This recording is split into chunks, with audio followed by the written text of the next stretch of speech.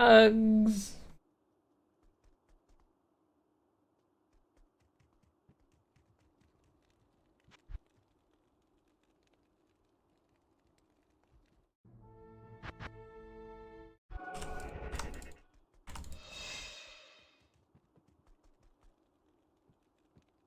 I don't know. He said he was just gonna leave one day.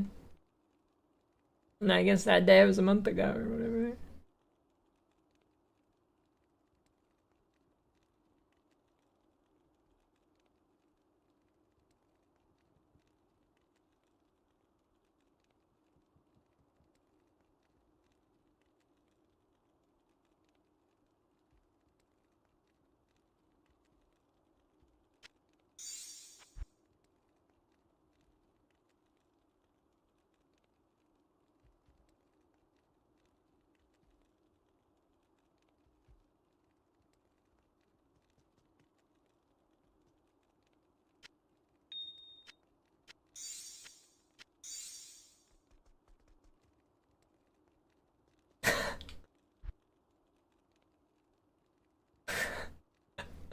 What does that mean, Memga? Yes? Can't be watching the girl streamers.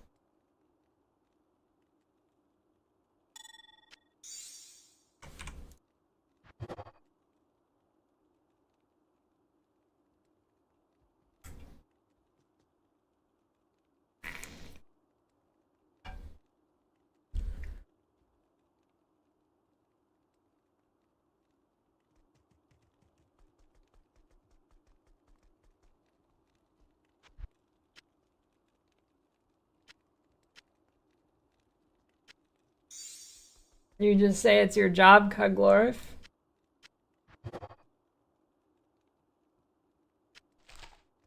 Easy. No, it's not an issue. You need to do it more and quit your real job.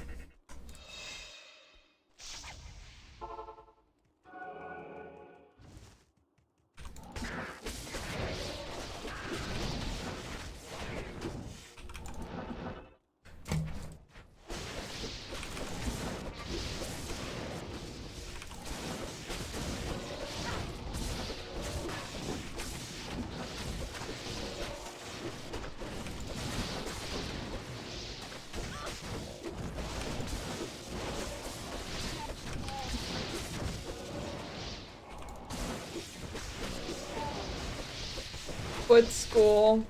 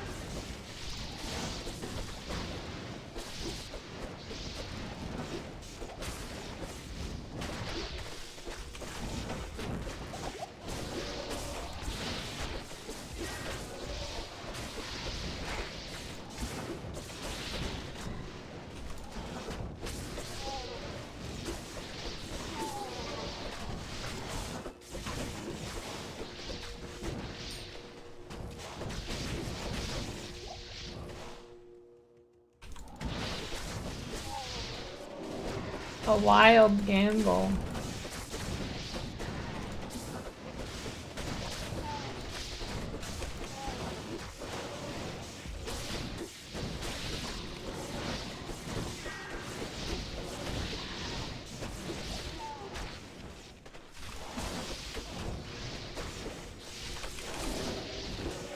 I mean, how hard is it to get a job reload?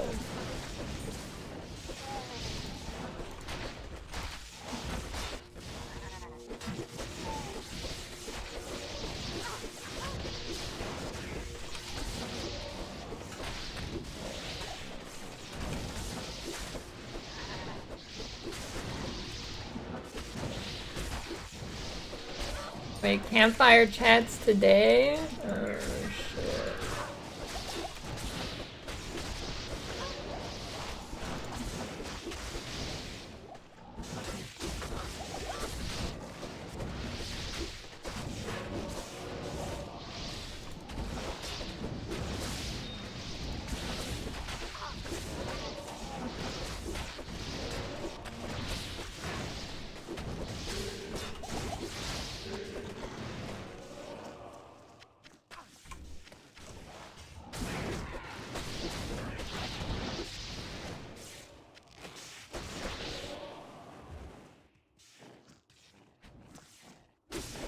extra lunch break to watch the campfire chat.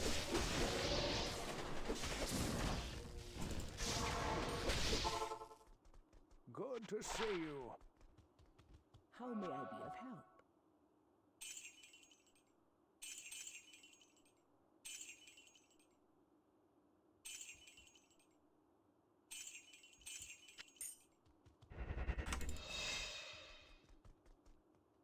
It is too late to completely change your job field and start over. I think you can do it at any point if you want to. Maybe when you're like 70 or something.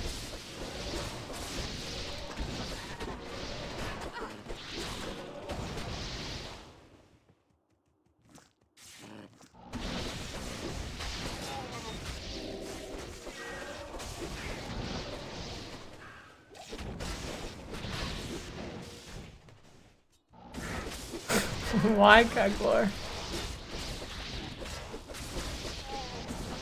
You feel bad?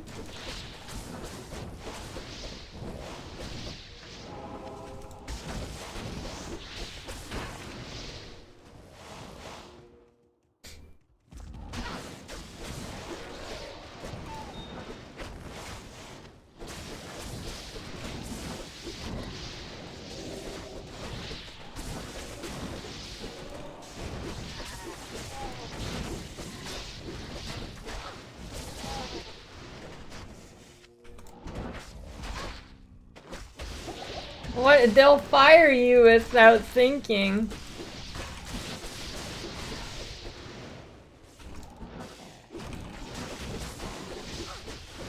If they get $20 more a year, they'll fire you without thinking.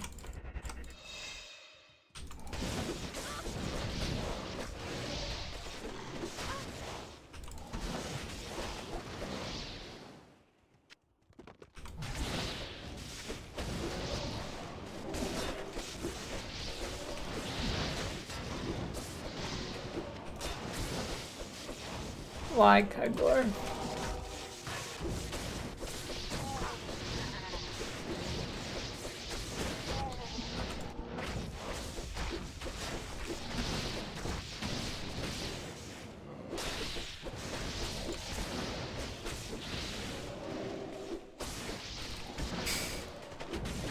Doesn't matter if you're a bumbling buffoon if you're just picking up metal. I don't remember.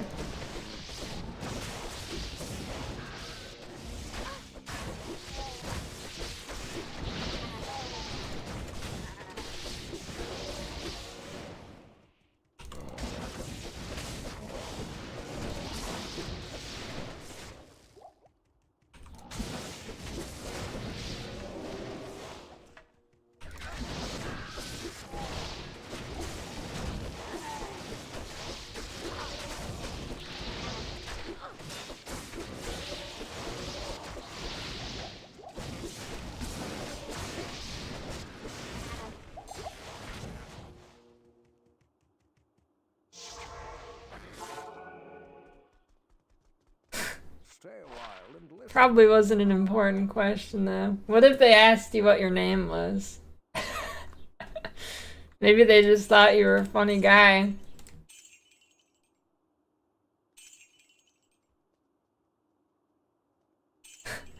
Cugs is the personality hire.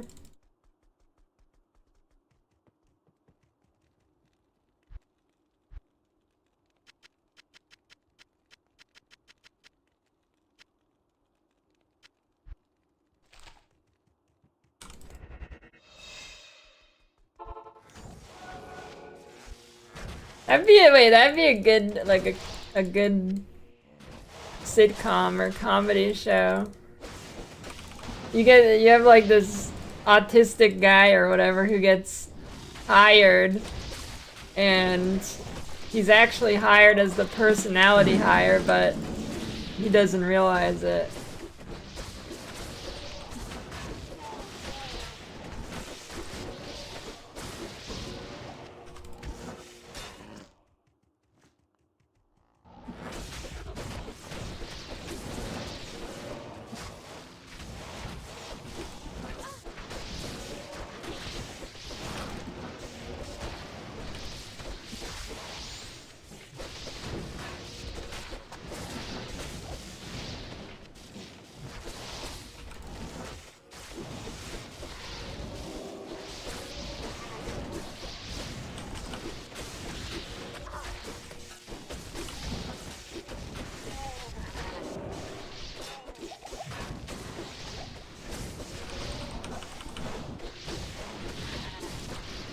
I mean, what'd you say you make, like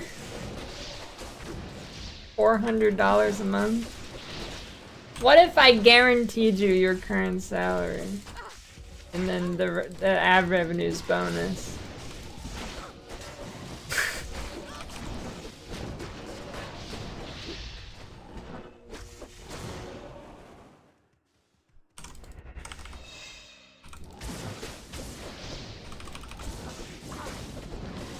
Don't you make like 400 USD?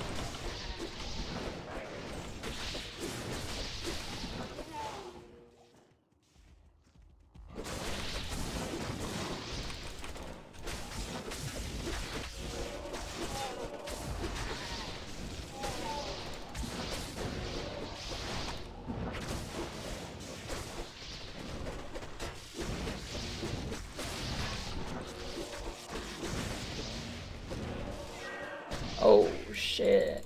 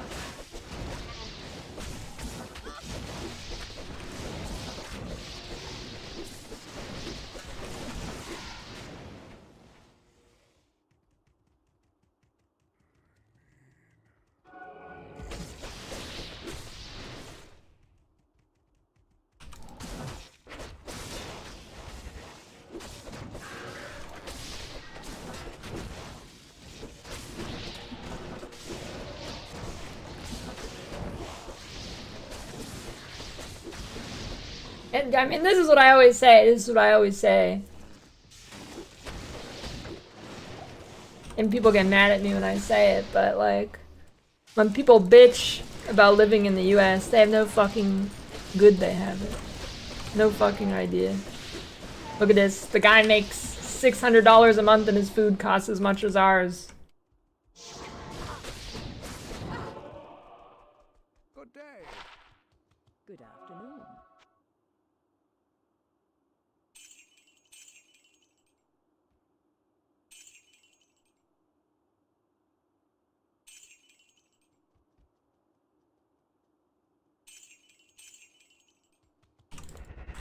He goes to the dentist and the dentist pats him on the back and says, "Does it hurt? How bad? 8 out of 10? Not a 9 out of 10? Alright. Come back when it's a 10.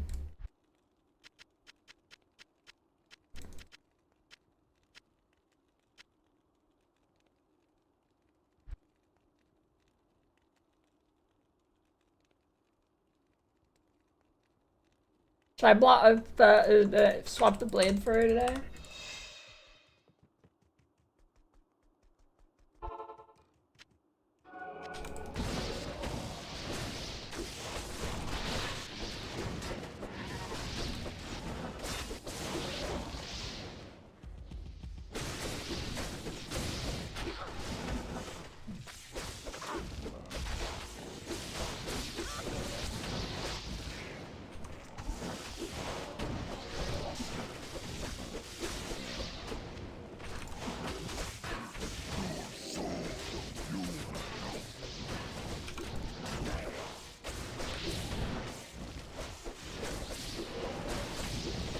Guy is caked up.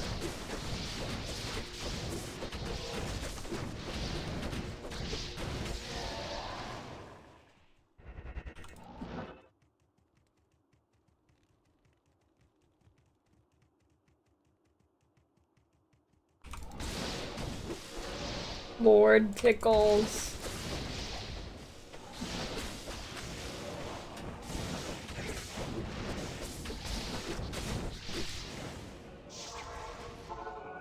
Yes?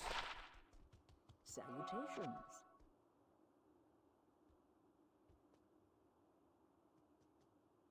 Oh shit, it's Jade Talon. Cool.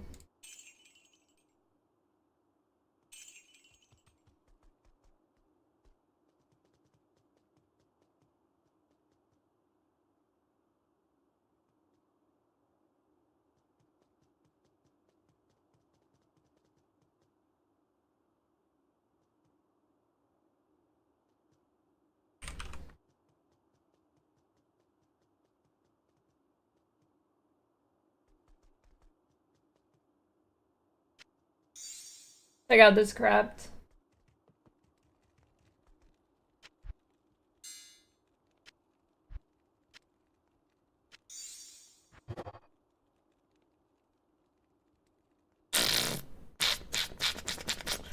I don't know about that.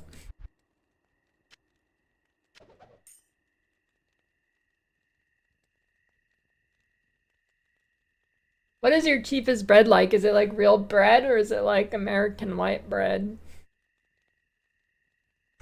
Do you even know? I mean, I don't even know if American white bread exists in other countries.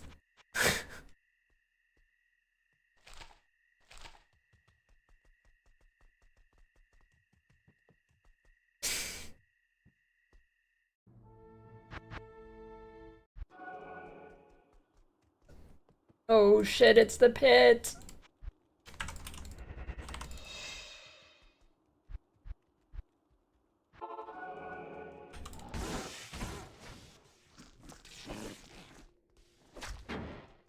Better than Median? I think this game and Median XL are like on complete different universes because Median XL might as well not even be D2.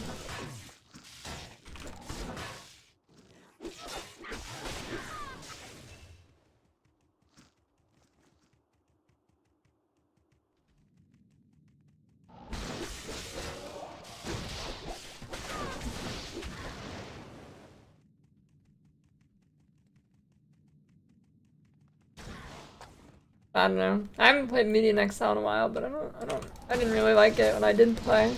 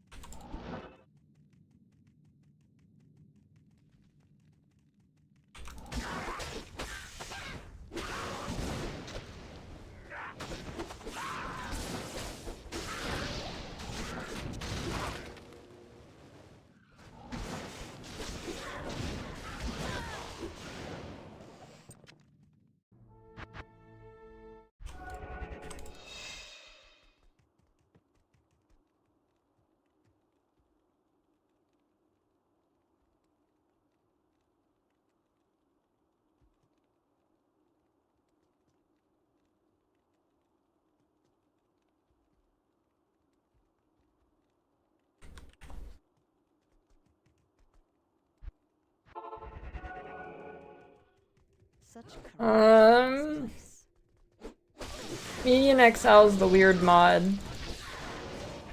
Median XL reminds me of like what a 12-year-old would think is a cool mod, and it's just where they shove every conceivable over-bloated thing into a game. Kind of like if, what's a good example here? I don't know. You like, I don't know if you've played Gary's mod or something, but you know, you like go on a server and it just has a bunch of random ass fucking shit everywhere. But I could be wrong. I mean, I didn't really play much, but that's the vibe I got.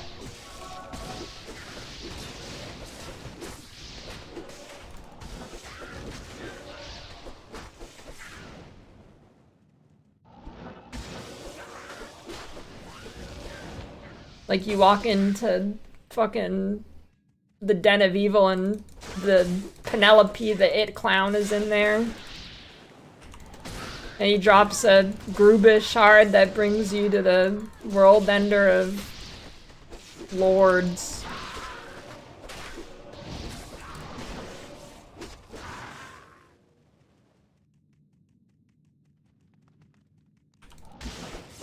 And also, you're gonna get one shot by a bunch of random shit 24/7.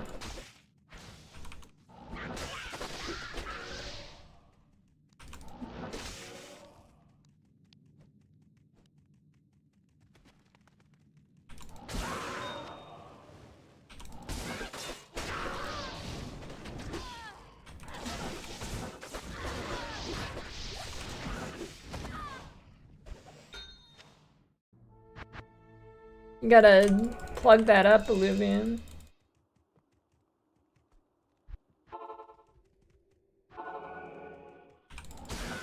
Such corruption in this place.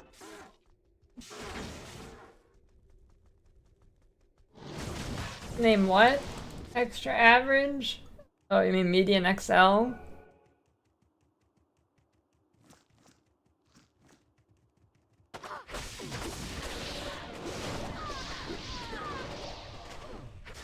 I don't know why it's named that.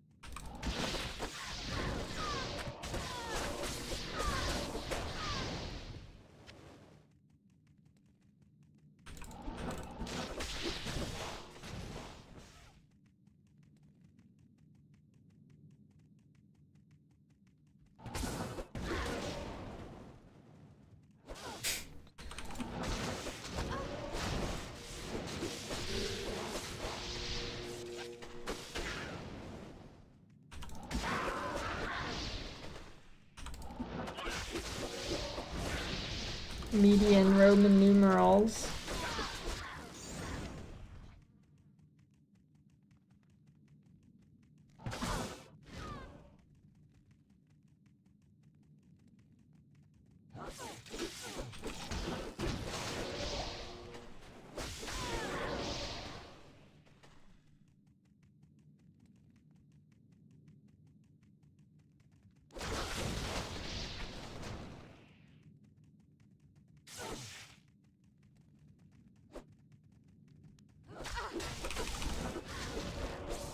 I feel like Cuglorf baby would be like Beetlejuice baby from the second one.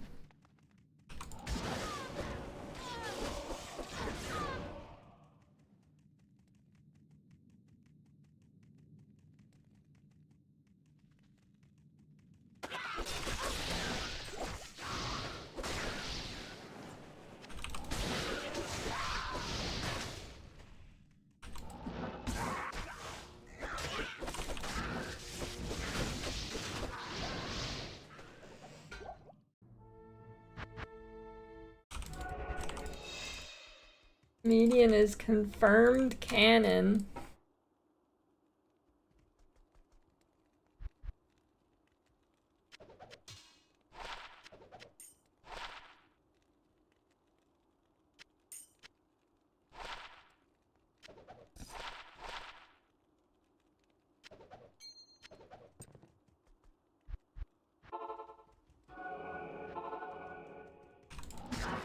Such corruption in this place.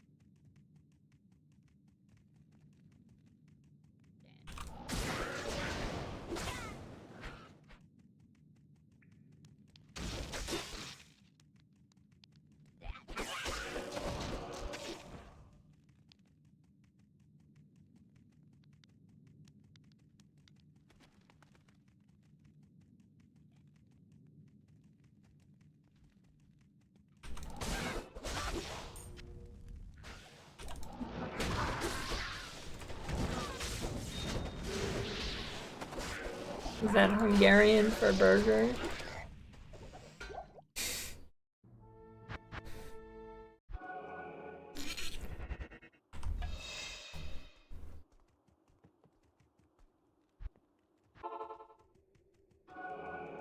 Such corruption in this place.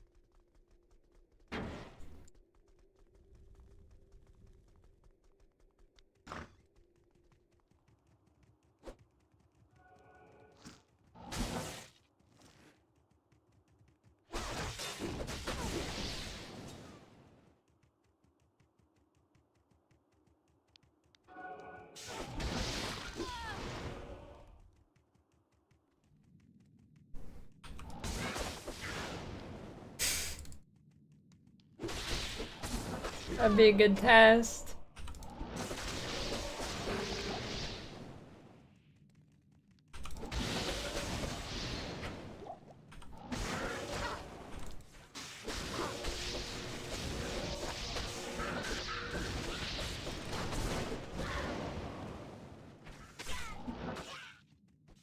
Anakin's on the list.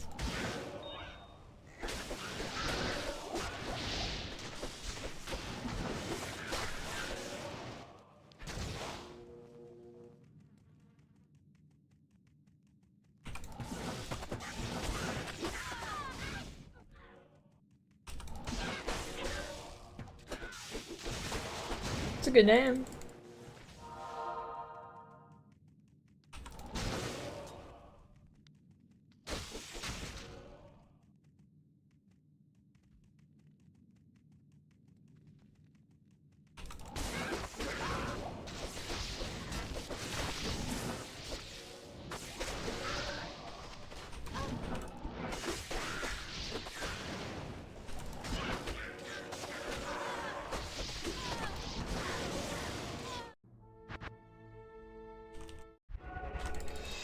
I'm gonna guess Obi-Wan's probably not allowed.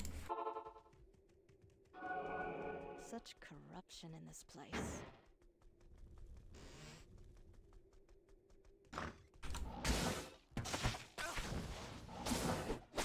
Not Obi-Wan, but Obi-Wan.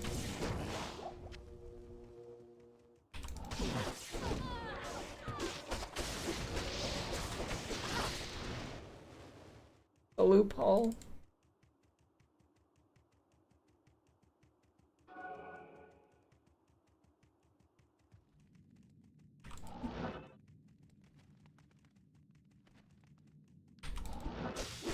What is this shit when you Google something now? Like the first tab is like AI mode.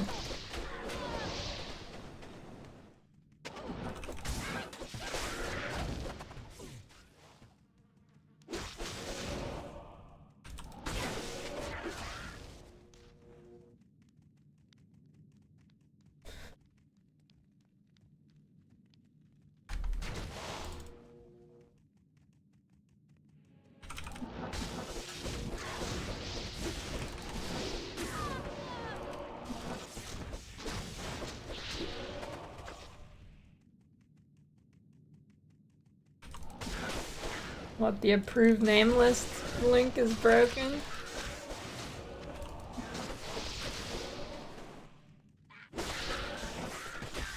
Three days.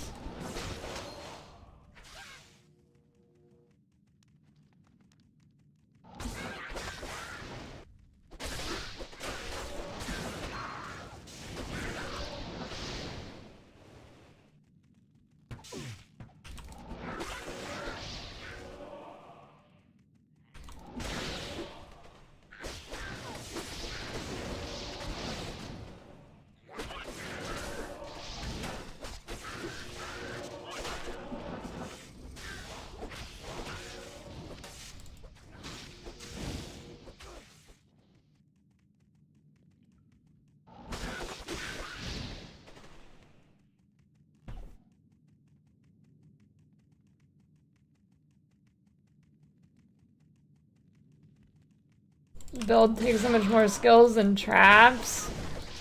I'm probably gonna switch out this build today. I wanna go Blade Fury. I am overburdened. Oh, shit.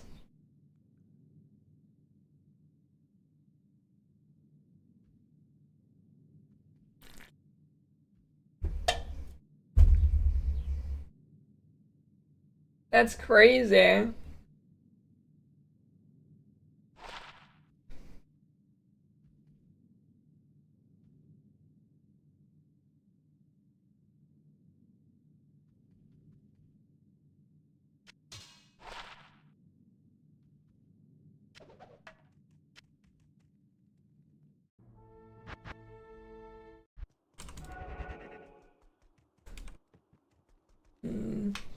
Shadow Discipline and Max Life Roll.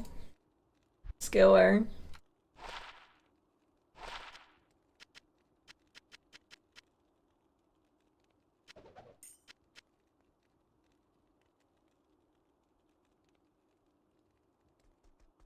Afternoon. That's crazy.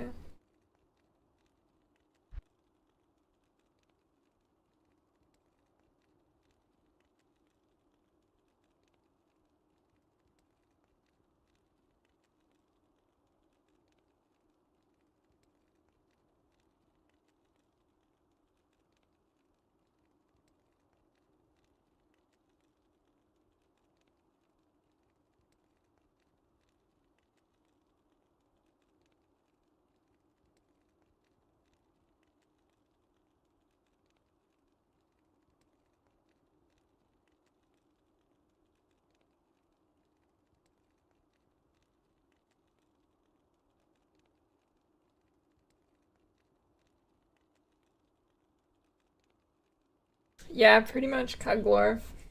Your Reddit stonks are flying up. Actually, isn't Reddit publicly traded now?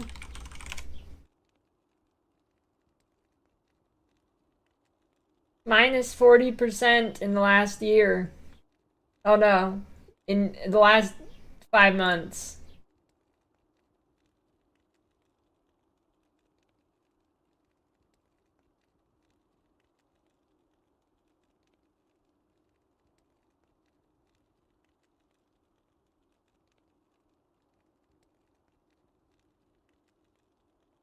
Funkiness to survive hell.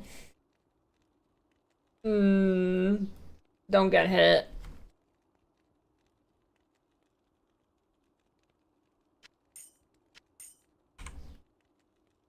Hey, my hovering shit is gone. Very good.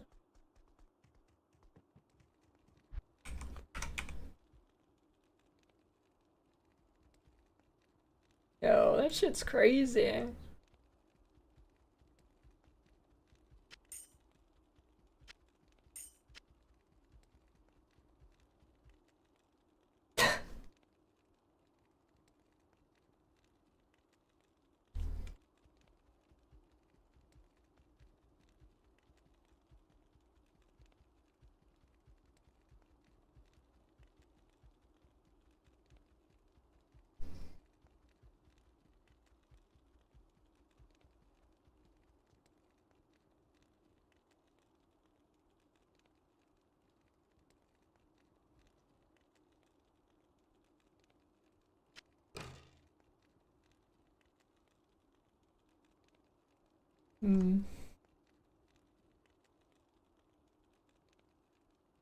Teams, no.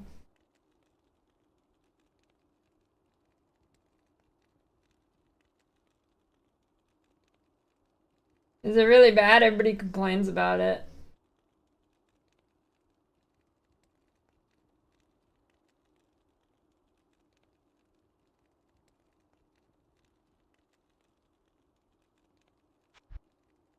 What is this, bail? I gotta find that. Basically a virus.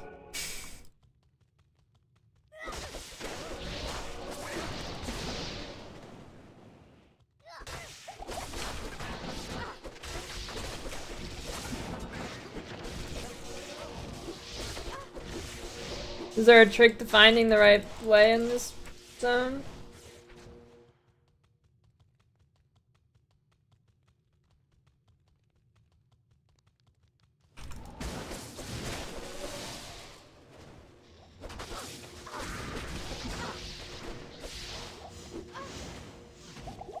Just find it. That makes sense.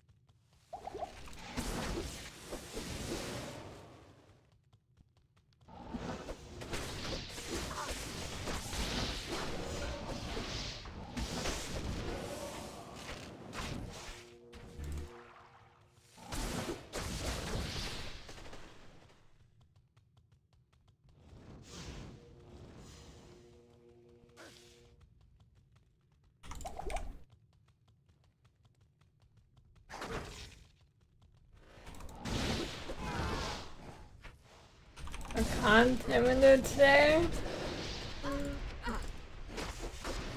I don't think so, no.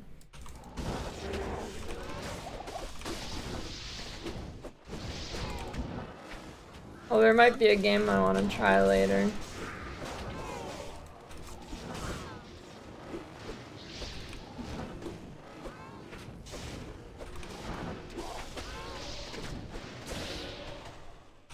Windows 98 themed Vampire Survivors.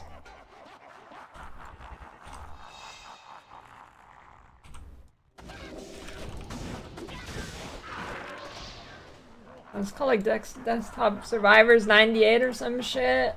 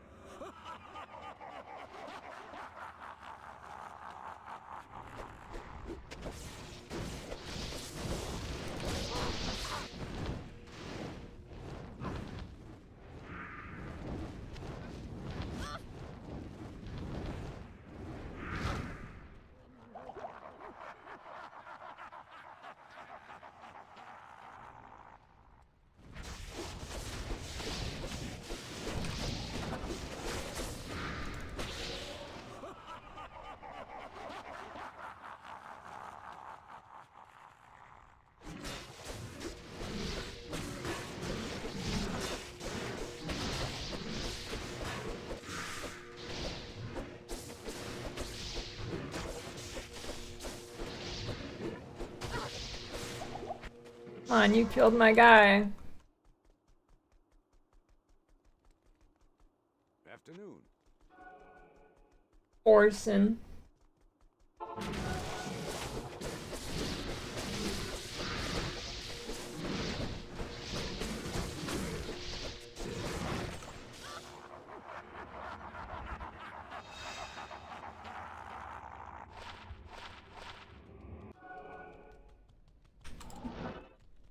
Fail, I require your strongest essences. Dude, this chance to hit is some bullshit. Melee is so dog shit. I think this is the wrong one. I think this is the right one.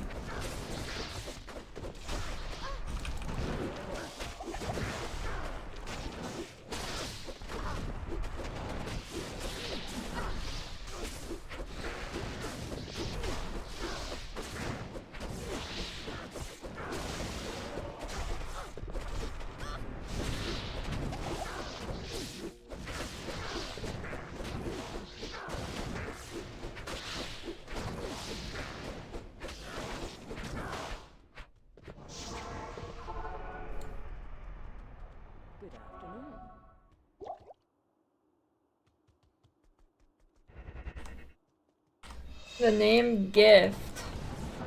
I don't think so. Like in Twitch?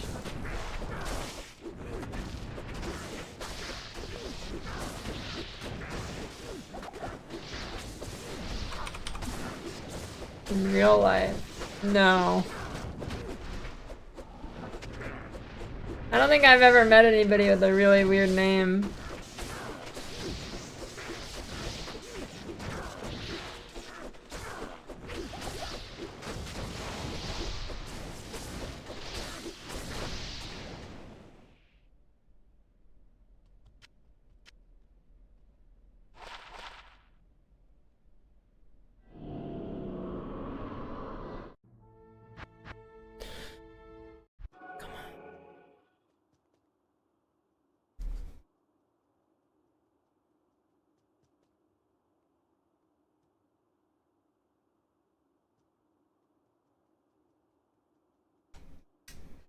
Okay.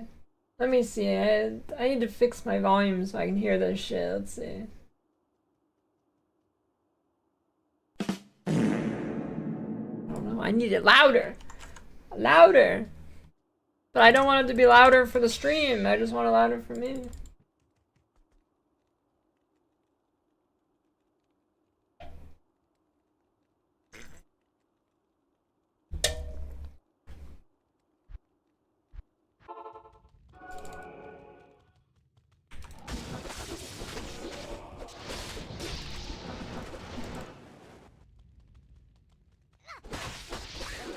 It's dick.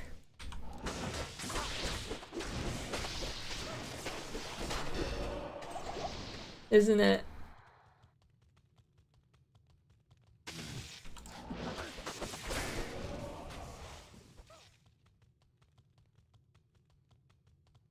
Oh shit, it's over there.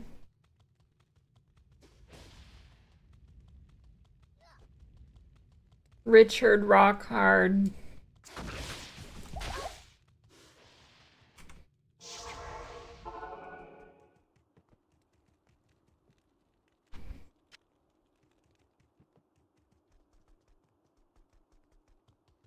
How may I be of help?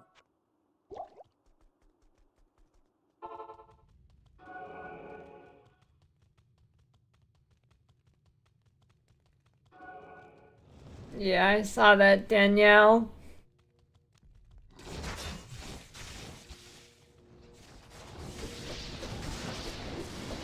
I mean, I knew it, like... It's like the only fucking map I ever get.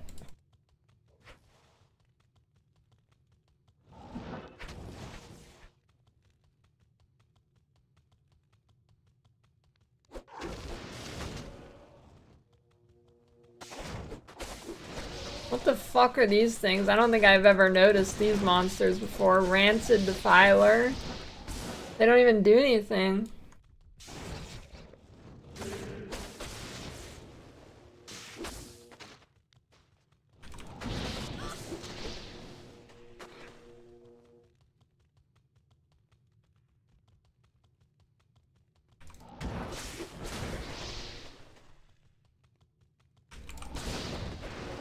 Illuvium names himself Megamind on DoorDash.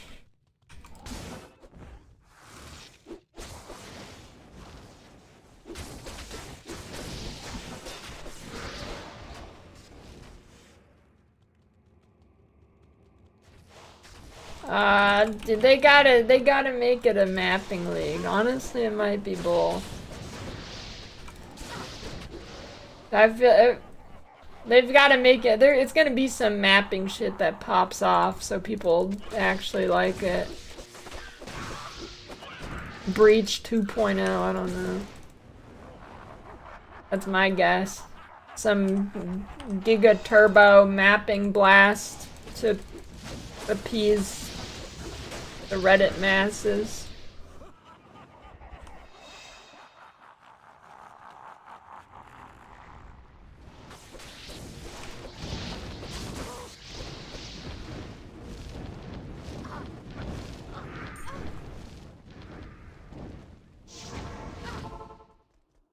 Good afternoon.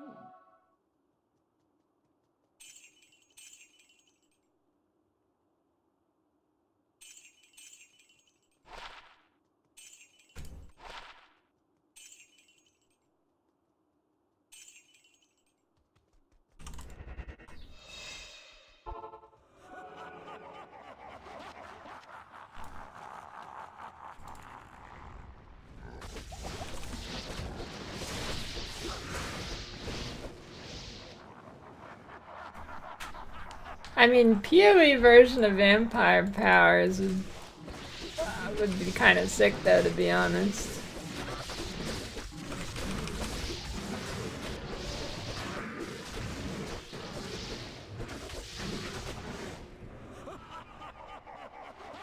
I mean, a little different, but I want bosses to drop their skills as skill gems.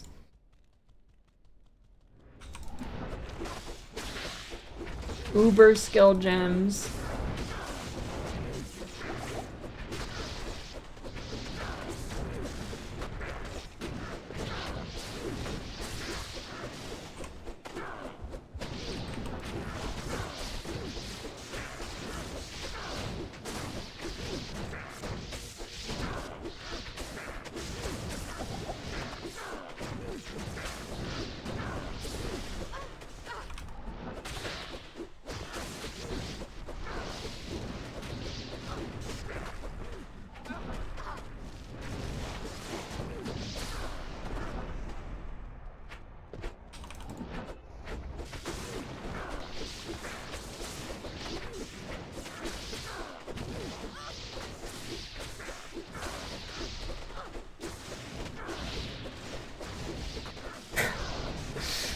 Yeah, bug out and become invulnerable and occasionally just leave the arena.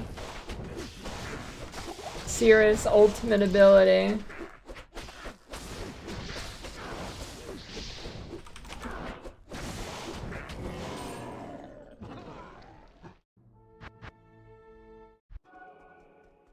Oh shit, cow level corruption.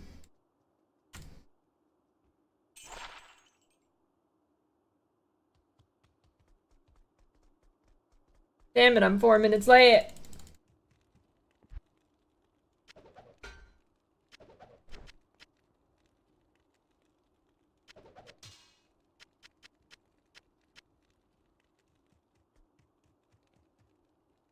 I only have one cow leg.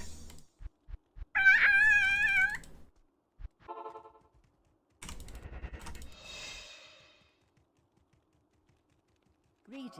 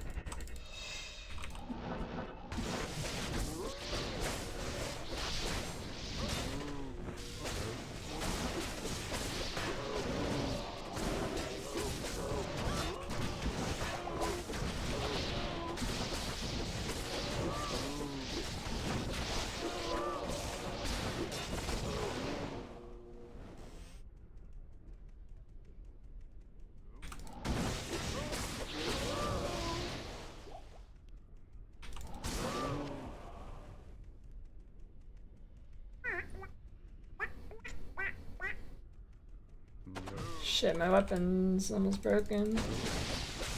It's so weird actually having to repair in this. So on every other build you never, well I guess it's only melee builds, but never repair on like non-melee.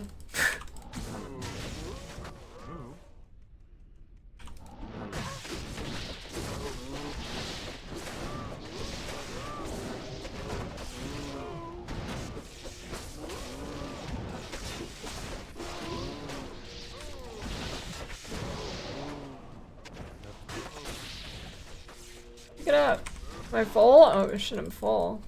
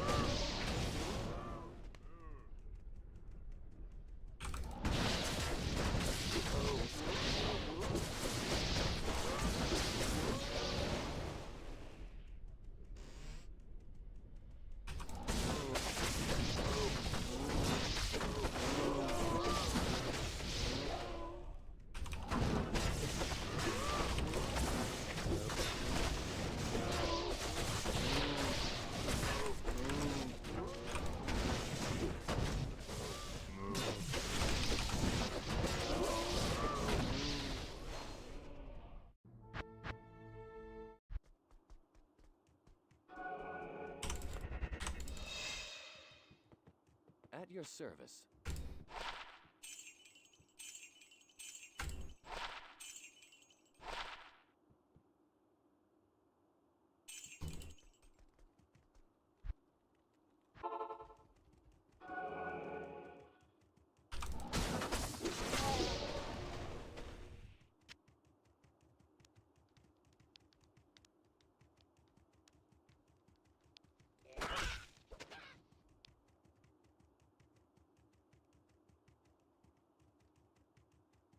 Reveal yourself, Tristram. Thank you.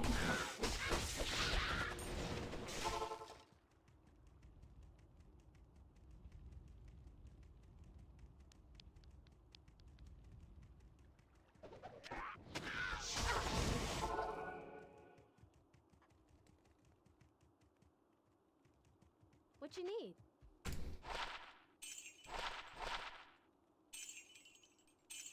I don't believe that you're not Smeeless.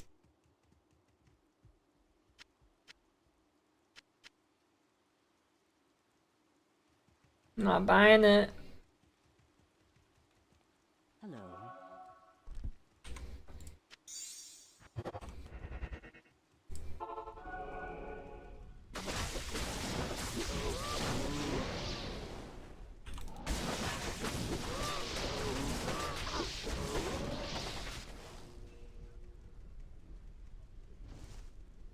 Wait, I didn't. Oh my god, hold on.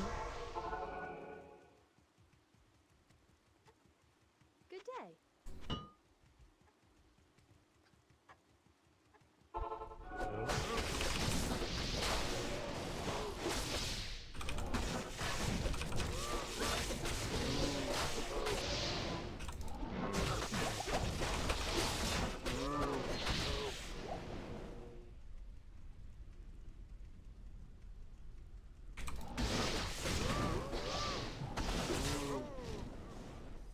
I need a skip song button on my keyboard.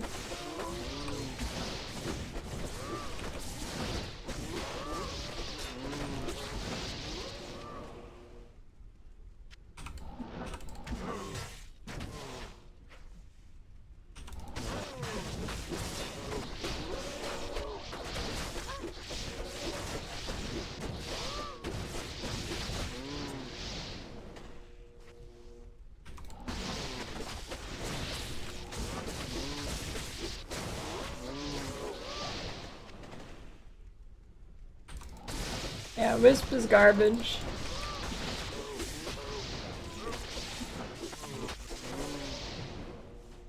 They ain't dropping shit.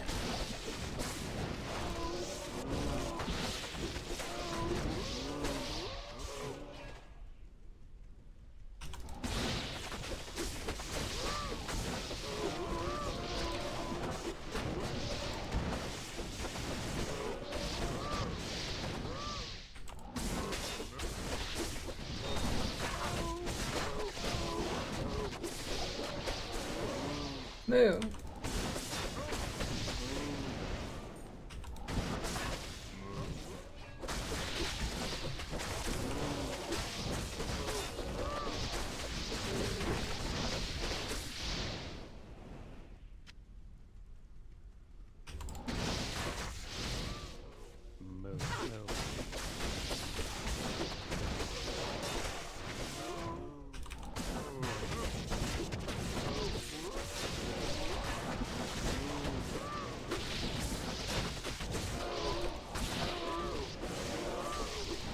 That's pretty weak, Kurosaki.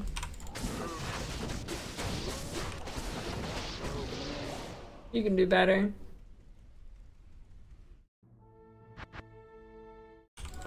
A gut froth. I'm gonna be making some of that later. Salutations.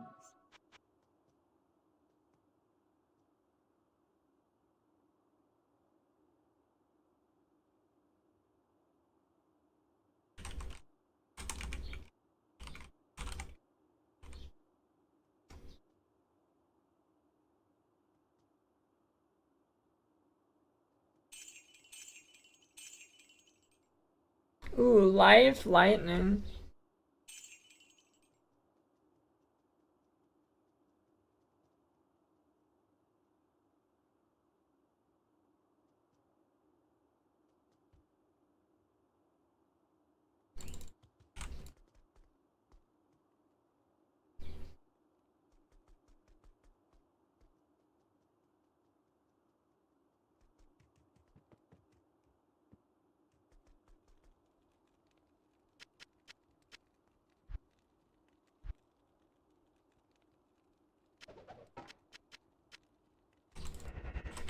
Rip that guy.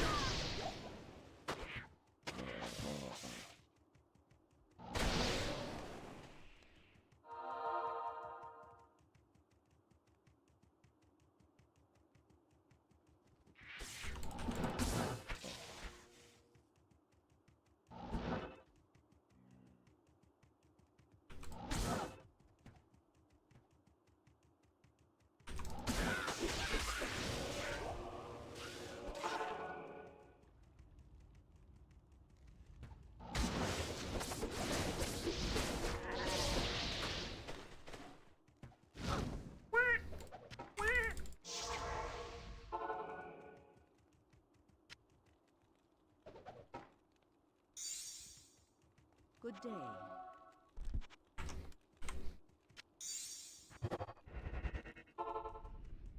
No.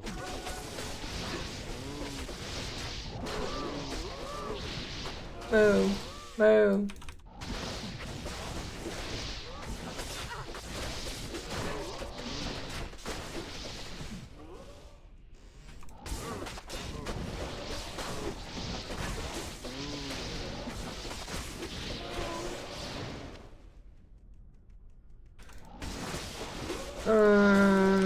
Probably around 40.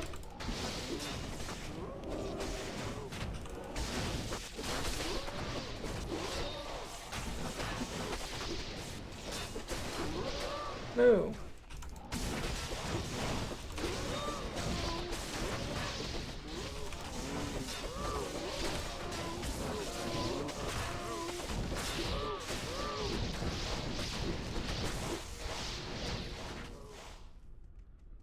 Come on, give me like a Mal. Or something better. I can feel it. You want to drop it, you cows. There it is. Told you.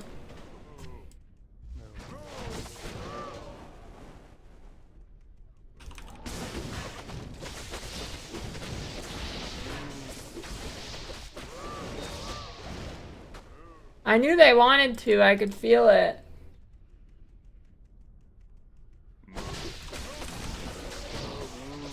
I could feel it the way their udders were shaking. They had something to squirt out. No.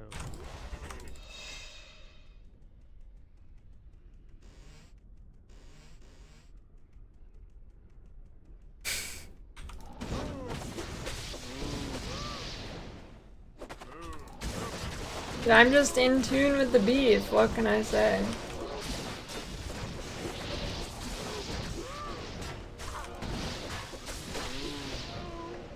I know what the beef needs.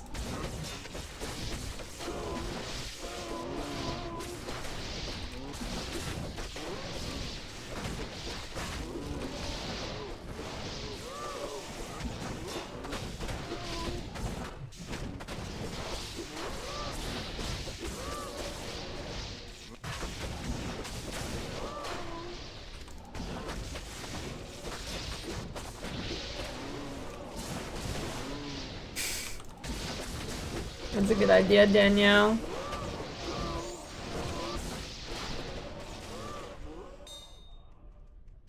No.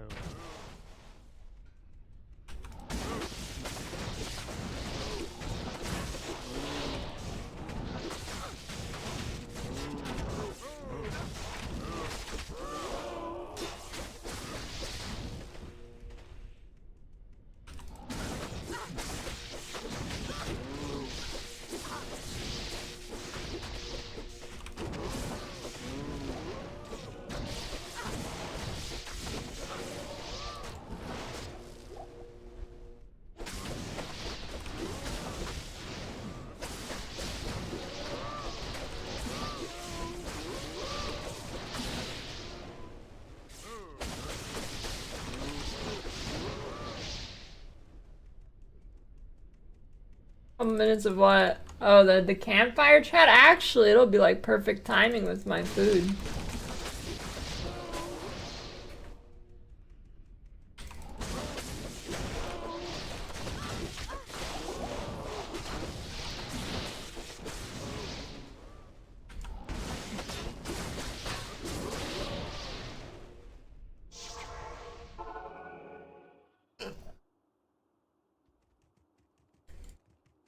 Good day.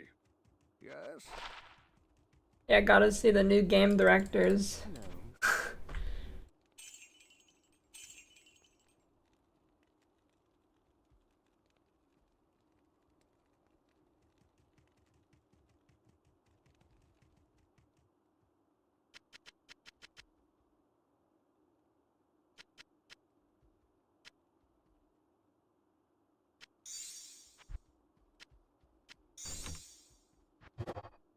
What? Oh, PDR.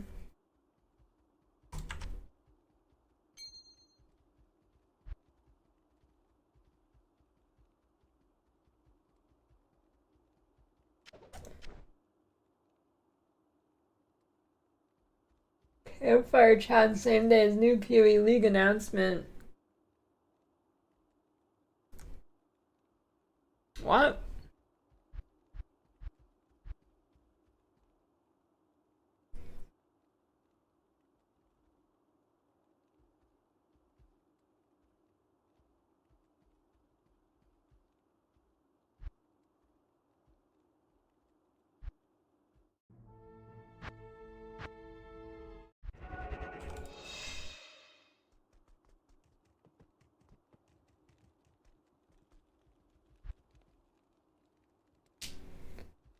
That'd be comedy gold, Illuvium.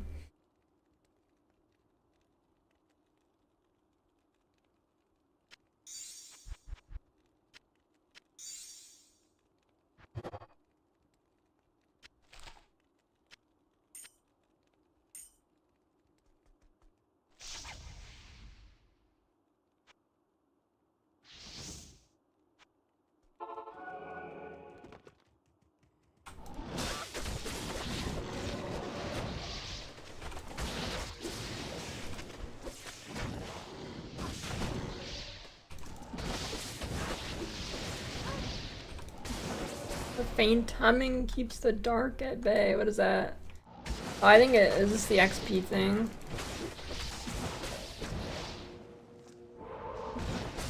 Or no, or yeah, maybe? No? Maybe it puts monsters in the map.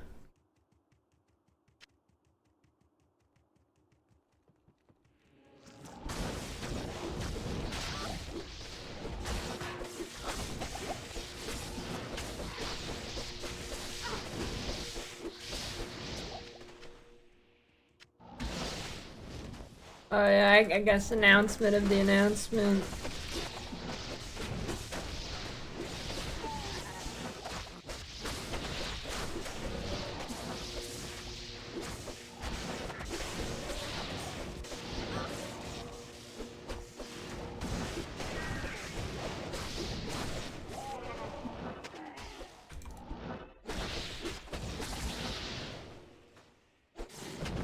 Yeah, I'll watch the campfire for a few minutes before it becomes unbearably bad, probably.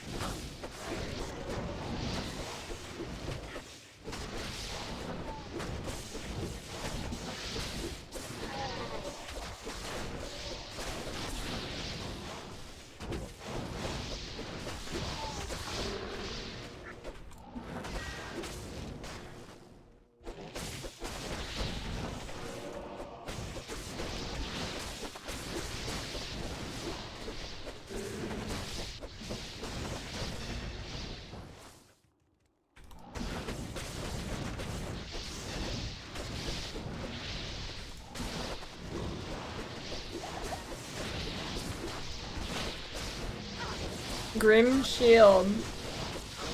That good?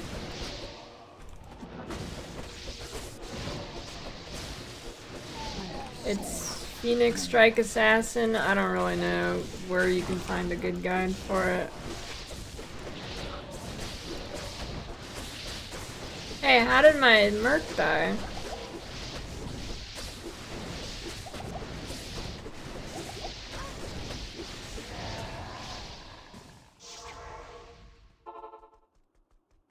Good to see you. Evening. Arasha's guardianship. Shit roll.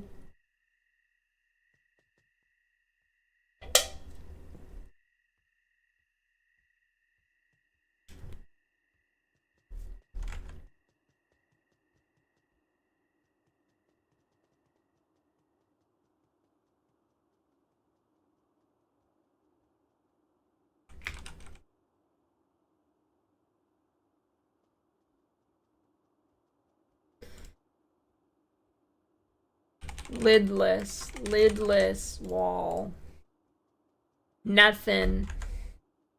Alright, but what if I get a good corrupt?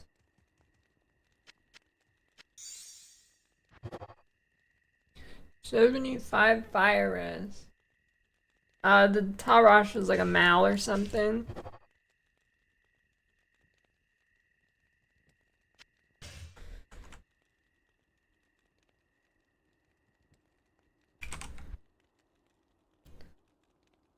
That is it.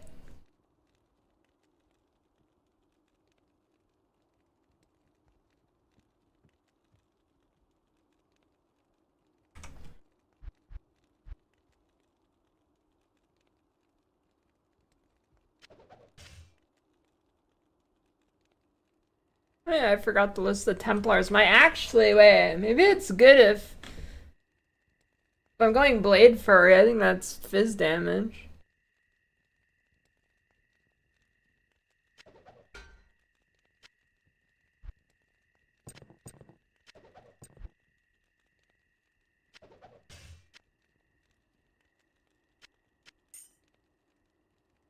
Ooh. Hey, nice one.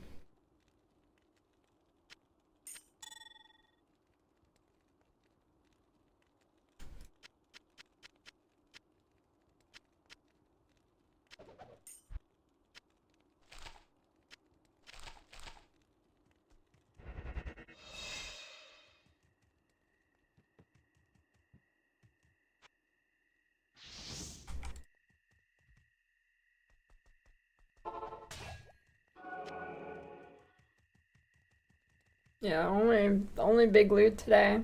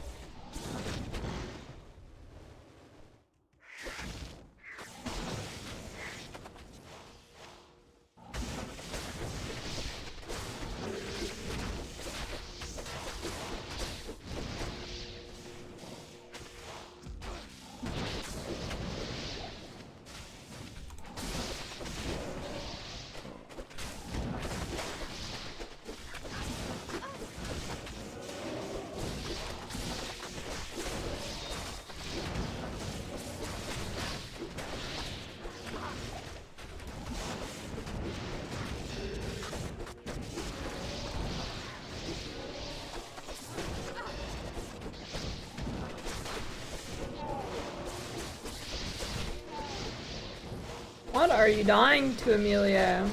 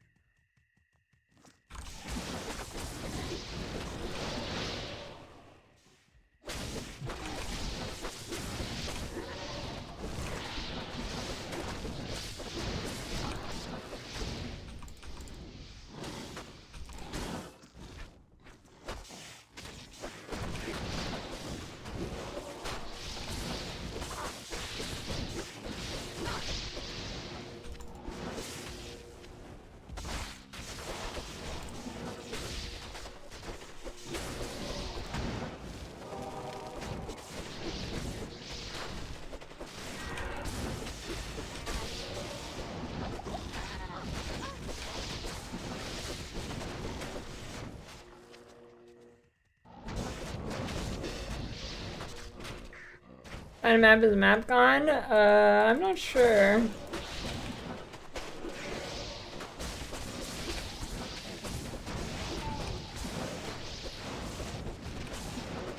I'm guessing not.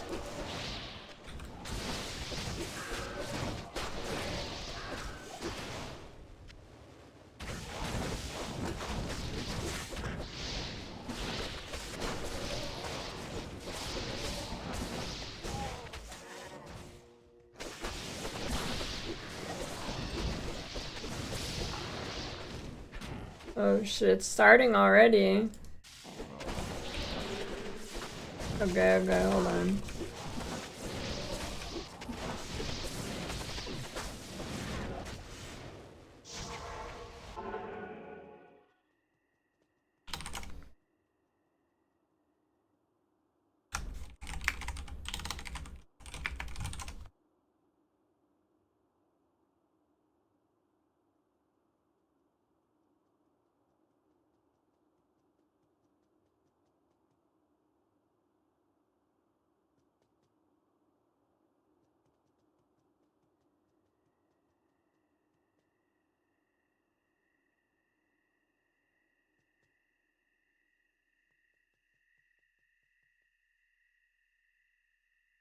I think that I think this guy in the third guy is the only new guy.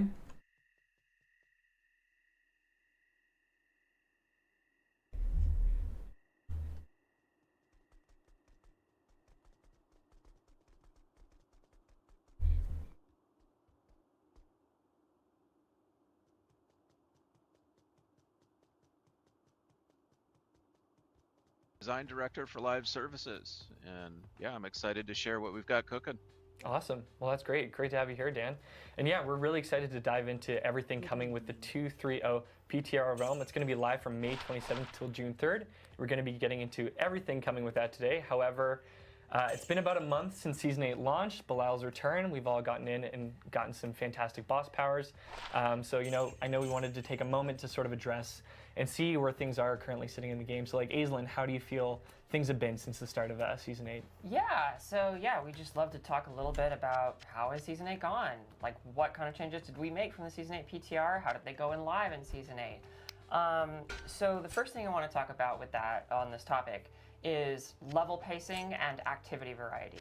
So as you guys may be aware, I'm bored already. slowed down leveling just a little bit in Season 8. And I'm really glad we actually ended up bringing that to PTR because it got us so much fantastic feedback from you guys, and we decided to pull back on it a bit. And now we're actually pretty happy with where the pacing of leveling is in Diablo 4 right now. With that said, it did end up highlighting a few other things with the slightly slower leveling, which was that there may not be enough activity variety while you're leveling up. And I think we saw this with Apparition Incursions in Season 8 specifically. There was this pressure, a lot of people felt pressure to, you know, if you want to make progress in the season, you want to actually get rewarded on the seasonal track, you have to go to the Apparition Incursion event.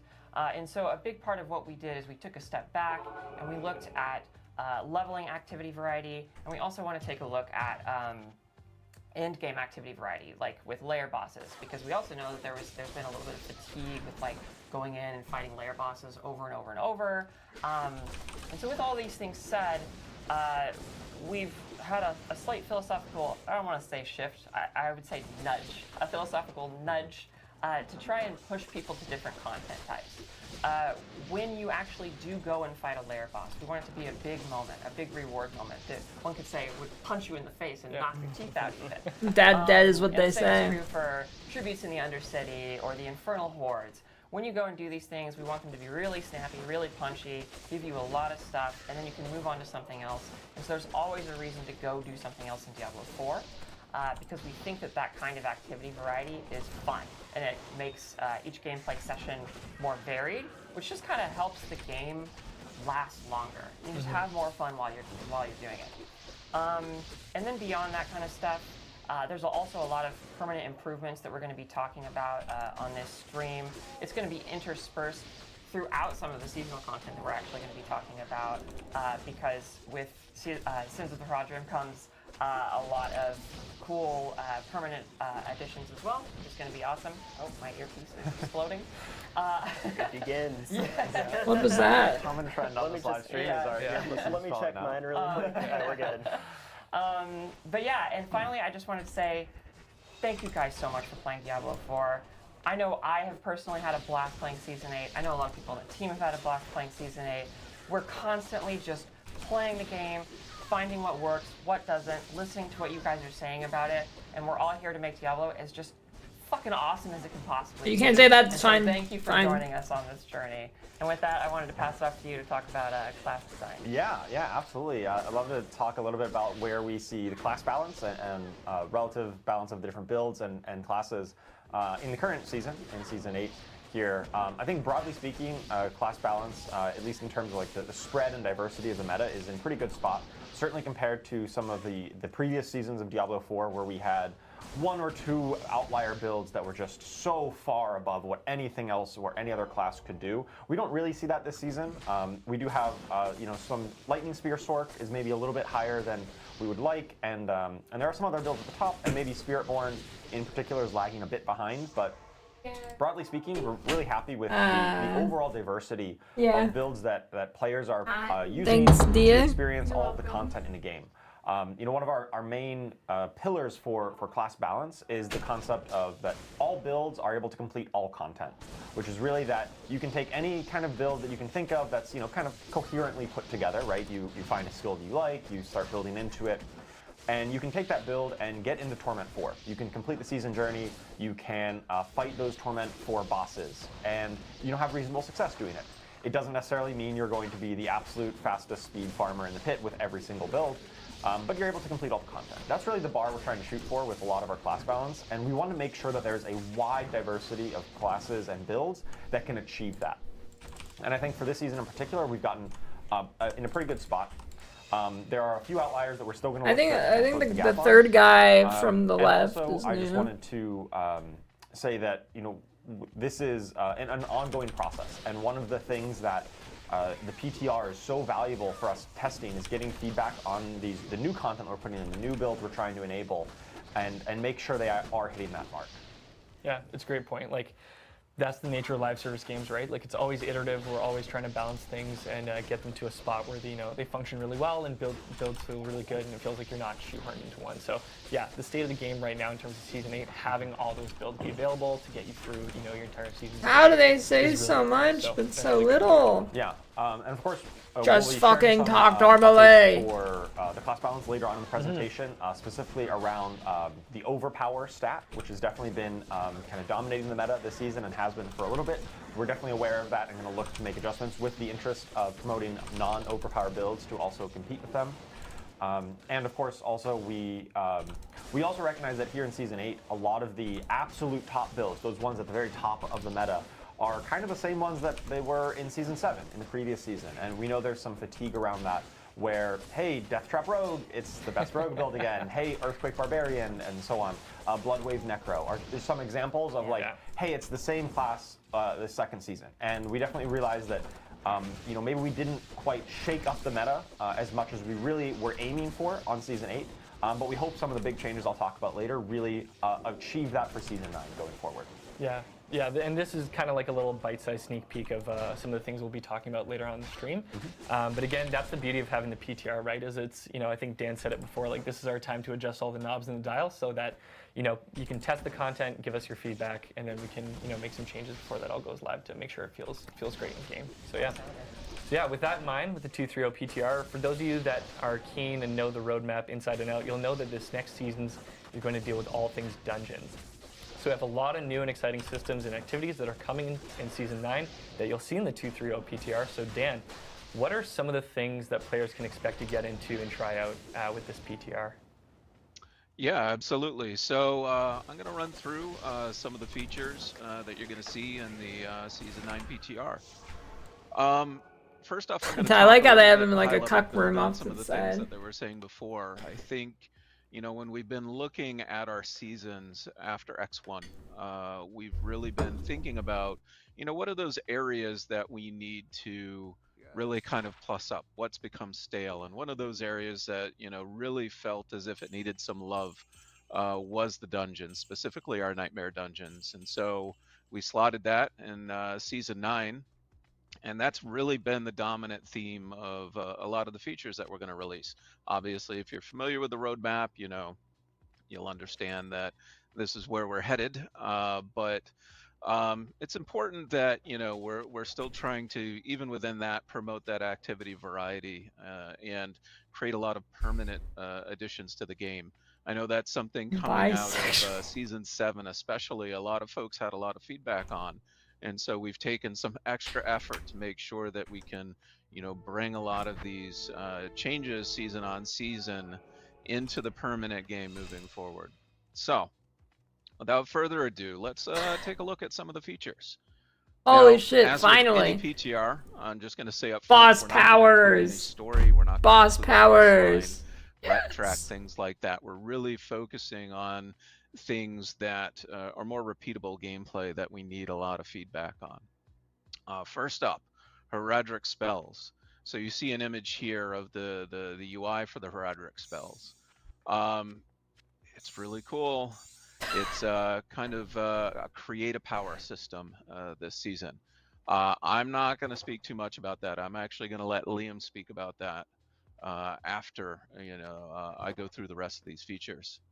Next up, we have Nightmare Affix updates, and I'll get to those in a little bit. We have heraldic strong rooms. Heraldic strong rooms are a new type of micro dungeon within any dungeon. Next up, we have Escalating Nightmares. Escalating Nightmares is a new type of dungeon progression system. And finally, we have Astaroth. So let's dig into Nightmare Affix updates just a little bit more. I actually think Aislin's going to talk about it a bit after, so I'm just going to hit this at a high level.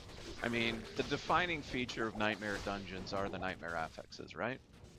And so, you know, we've spent a lot of time over, you know, 8 seasons basically saying, oh, well, people don't like this one. Let's tweak this one. Maybe we can add a few here and there. But, you know, we really haven't put, you know, a strong Tier 2s are just so much harder. Nightmare Dungeon affixes as we have in Season 9. Especially when we're looking at trying to promote new types of rewards, or at least variations on the type of rewards that dungeons can have.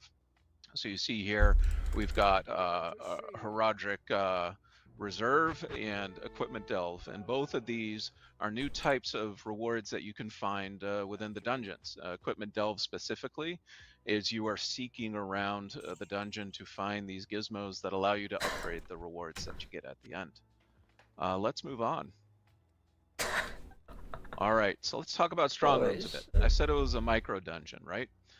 This is a micro dungeon, however, that's going to be hidden within a nightmare dungeon. So, you know, the Haradrim have always been very secretive, and we thought this would be a great opportunity to explore gameplay kind of along those lines. And so you, upon entering the dungeon, have to find the entrance to this, you know, Haradric strong room. Now, once discovered you're in all the side zones, and you basically are going to be earning Haradric attunement by slaying enemies. And this attunement is going to improve the chest that you get at the end after defeating the mini-boss. So really, all said and done, what this strong room is about is maximizing that attunement. If it feels a little bit like the gauntlet, it does have some inspiration from that. You know, we don't have the gauntlet in the game anymore, but we wanted to, you know, bring that element of really trying to maximize your score within a certain period of time and giving you a lot of really interesting ways to do that. And so what you see here in the image is one of those tools. These are tests that you can choose to take at the beginning of the strong room, and that will modify how your strong room plays out.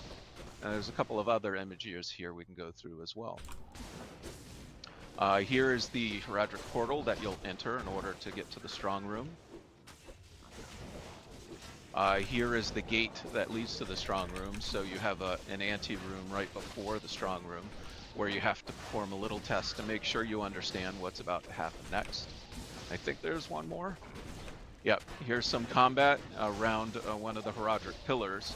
I'm not going to tell you exactly what the heraldic pillar does, but heraldic pillar is one of those ways to boost your score. So with the Herodric Strong Rooms, you know, we're really interested in just getting a good amount of feedback about, you know, is it fun enough? Does it differentiate itself enough from some of the other modes that we've created? And so, yeah, let us know. Next up, we've got Escalating Nightmares. Now this one, I just got done playtesting this morning, and it's really coming together at this point. We're really happy with it. So this is a progression that allows you to fight through a series of nightmare dungeons. 3 specifically. And each time you enter a new nightmare dungeon, new affixes get added to the list of dungeons. This guy's talking like Increasing both he's the discovered difficulty fucking and, rocket of course, the fun science. part, the reward You just chain And 3 so it's gonna nightmare culminate with a boss dungeons fight, together. and That's you're the gonna new play content. PTR is going to culminate with that Astaroth boss fight. And in order to get into, you know, an escalating nightmare, you're going to need to get an escalating nightmare sigil. Now this is currently going to drop in Torment 1 from Strong Rooms. Alright, I think there is an image of a totem coming up. So let's take a look at that real quick. Yep. So at the end of a dungeon, you're going to be looking for this particular totem. And that's going to allow you to open a portal immediately to the next dungeon, which is honestly going to create a nice flow state running from dungeon to dungeon to dungeon. So you don't have to back out if you don't want to. You don't have to go into your inventory and hit it again. You just hit the portal and go. So that's pretty cool. With the Escalating Nightmares, I think the thing that you probably want the most feedback on is actually how you go about acquiring it. Right now, you can only get them in Torment 1, and, you know, going into the PTR, we're like, well, that feels pretty good. But we're also like, well, do people want to try and experience this earlier? So this is something we'd love to hear from y'all on. Finally, we've got Astaroth Reignited. So Astaroth, of course, is, you know, a very recognizable demon from Diablo 4 base game. I have literally no idea who that is. You know, we were really trying to think of somebody we could put a face, you know, to for the upcoming season. And somebody said, well, what about Astaroth? We thought about it, and we're like, well, yeah, you know, that's kind of unfinished business. Really, this is kind of a rematch when you come down to it. Who is that? You defeated him the first time, right? You knocked him off the amalgam, and then you saw him in hell, but we really haven't seen him since. He's just sitting there relaxing at this point. So we really wanted to have this rematch, but if it's a rematch, we don't want to give you the same fight, right? So we've updated the combat mechanics, and there's some things that will feel familiar, but there's some new twists in this fight as well.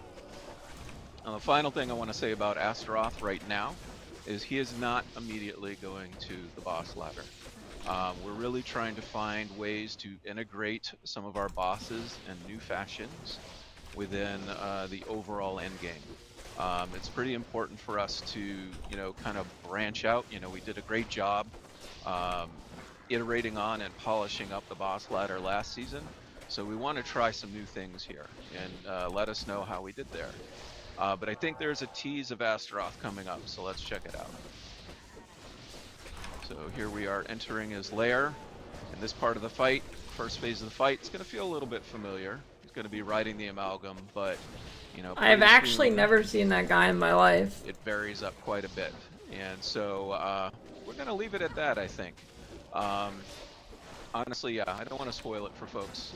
Just go check it out when the PTR hits. Why do they care about spoiling so it? It's spoiled point, in the PTR. We are going to chat with Liam next, so I'm going to kick it back to Irvine. Hello. Oh my gosh, I am so nervous right now. that caffeine is combining with that. What nervous is he energy, talking and about? It is creating something. I don't know. We're just gonna go for the ride. This guy can't handle a cup of coffee. Ride that wave. Let's get into this section. So we just talked about a whole lot of really cool permanent content that's going to be coming to Diablo. Everything Dan just mentioned is so cool. I'm so excited for it. Now we're going to start talking about some seasonal content. So we can't wait for you guys to get in and play around with this stuff. Herodric spells, all new this season. Metal and Grid. The team has put so much love, so much energy into designing all of this. We're so excited. I can't wait to tell you about it. 25 which I'm and gonna 20 do right now in this overview section, starting with these bullet points. So several spell components. That doesn't do it justice. We have 30 different components you're going to be able to combine together. I think that's pretty good. That's a lot of choice. and you're going to basically be building your own spell. What does that mean? We're going to get into it. And the means last boss bullet point, powers. unique utility. Again, what does Holy that mean? minimum res roll, dude. It means a lot. There's a This is a pretty intricate system, yeah. Yeah, these spells are not just like, oh, what one does the most damage, right? Yes. It's a lot about like, what kind of functionality do I want with these skills, and you can really customize it exactly how you want. Yeah, There's a lot of the attack possibilities rating. are endless. Go ahead, yeah. Yeah. Previous seasons, you know, like in season 8, you get the power from the boss, and that is the one thing that you have, and that's the visual component. But like you said, you build these Herodric spells. Like you get to pick the different things you want to put together, which is really Exactly. Yeah, it's so cool. With that said, let's just hop into it. Let's start digging into what these are. All right, so right here, what we are looking at is a catalyst. And a catalyst, for those that don't know, which probably most of you don't know, is the foundation of your spell. This is what gives it its Everybody form knows and its it's a function. fucking boss and power. As you can see, there is already so much depth here. It has a lucky hit chance. It has its own cooldown. It has a rank 10 bonus. And it does a really cool effect that isn't just damage. Each one of these, they do something unique that you're going to love to play around with. And there are multiple of these. So how do we trigger the catalysts in the first place? How do we get those going? That is a good question. There's even a lot of depth when it comes to that system, and I think the next slide is actually going to be the best thing to convey that. All right, so what we are looking at right here is the Ogre gauntlets, those good? Herodric Spellcraft.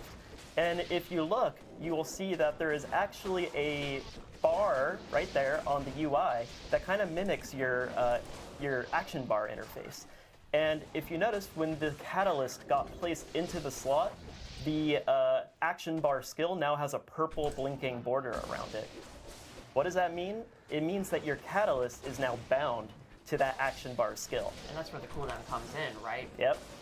That's where the cooldown comes in. The cooldown is the limiter, so you're not just going to always be able to press that button and make your catalyst fire off. Right. It's beholden to its cooldown. Damn, thanks. But I didn't know what a ranking cooldown up was. does lower the cooldown, so you're going to get more and more frequent use out of these catalysts as you rank them up and make them more powerful. Excellent. Yeah. So that's what's going on in this interface. Let's see what happens when this rogue presses the button with Celestial Surge equipped. Okay, yeah, that's awesome. You see, that does most of the talking for itself. So basically what just happened is that the rogue threw the smoke bomb. And the smoke bomb was the guiding factor for the catalyst. And the catalyst created that arcanic... Dude, they barrage talk right like on you're the a ground, fucking right where the smoke bomb 4-year-old. landed. It did its pull-in effect, and then that barrage of stars just started doing their work randomly all over that area.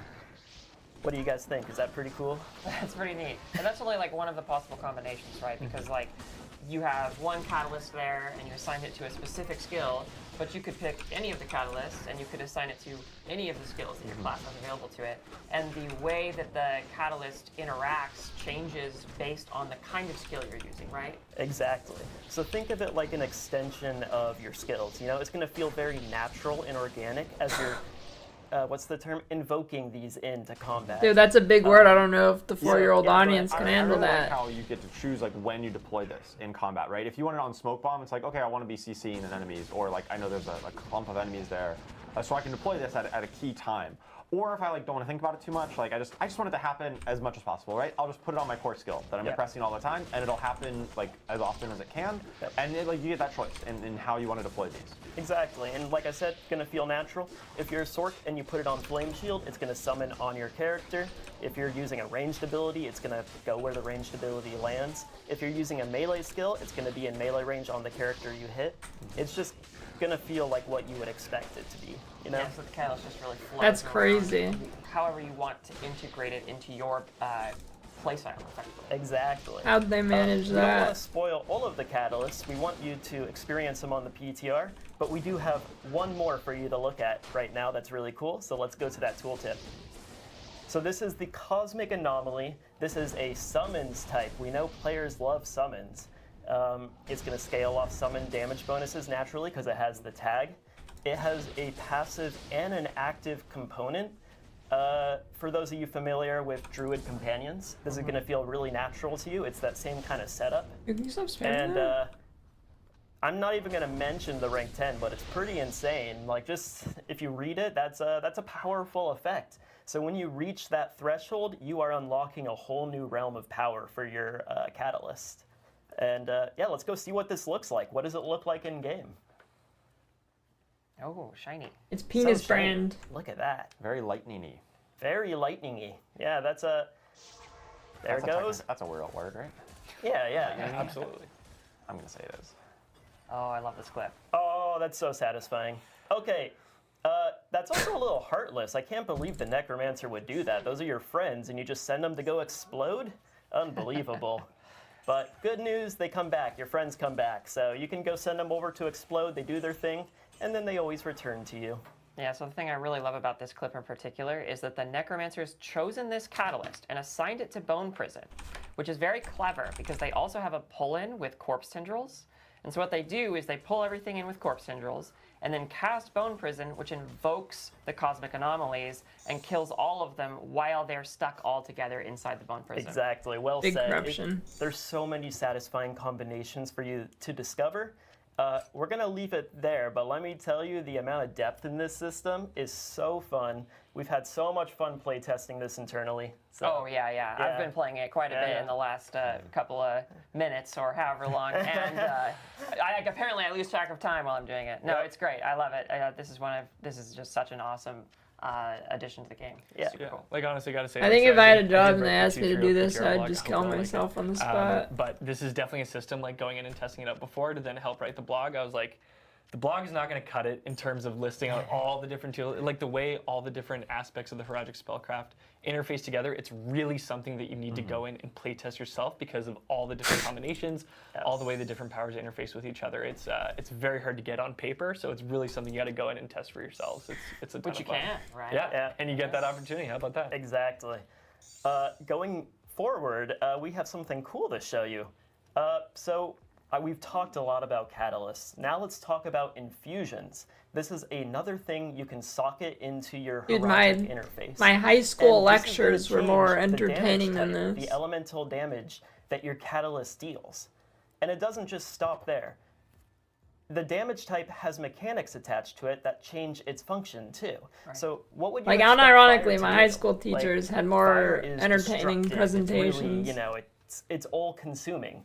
So naturally, it's going to destroy enemy structures. What does that mean? I'm not going to tell you.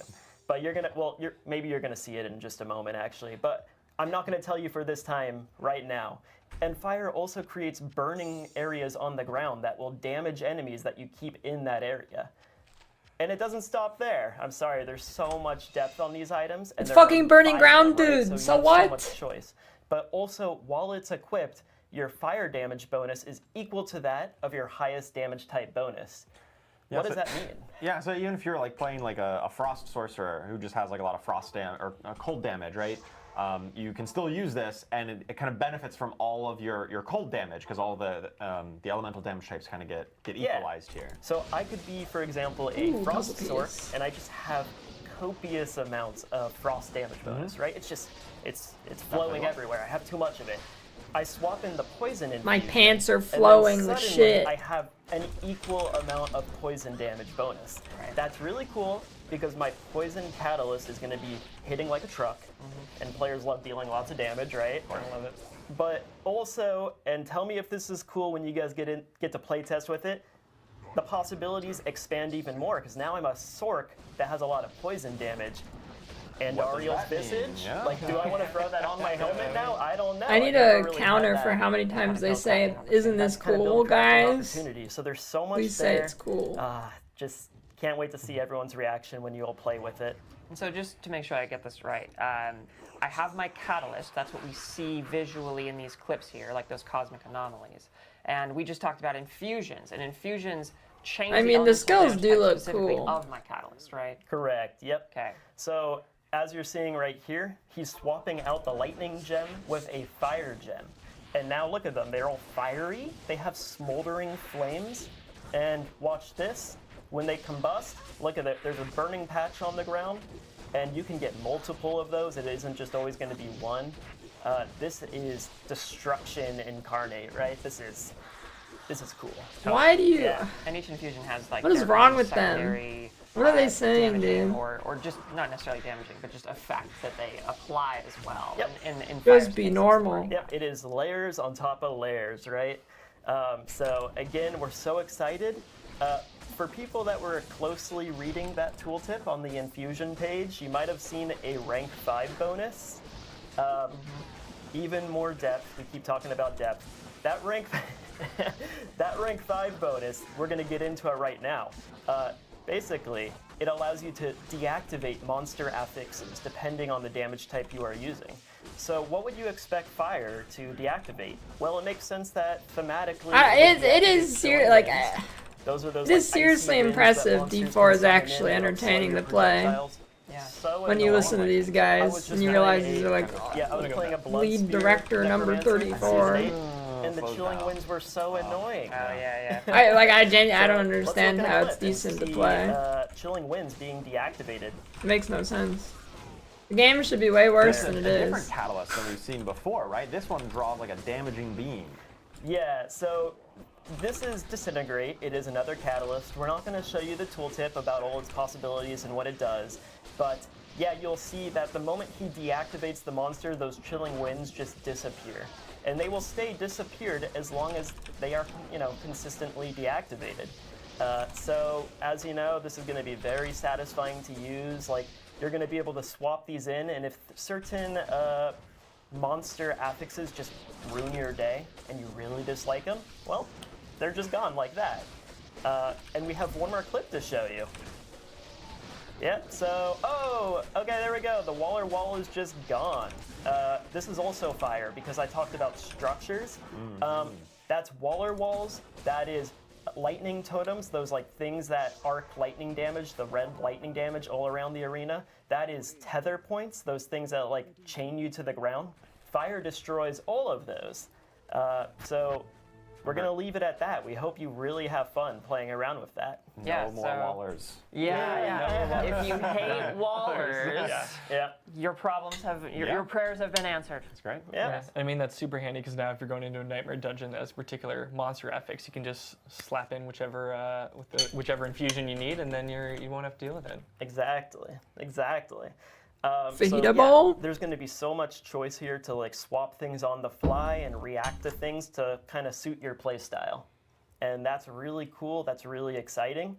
But wait, there is more. We have more in this system for you. Actually, we have 3 more socket spaces of things you have to think about while you are designing your spell.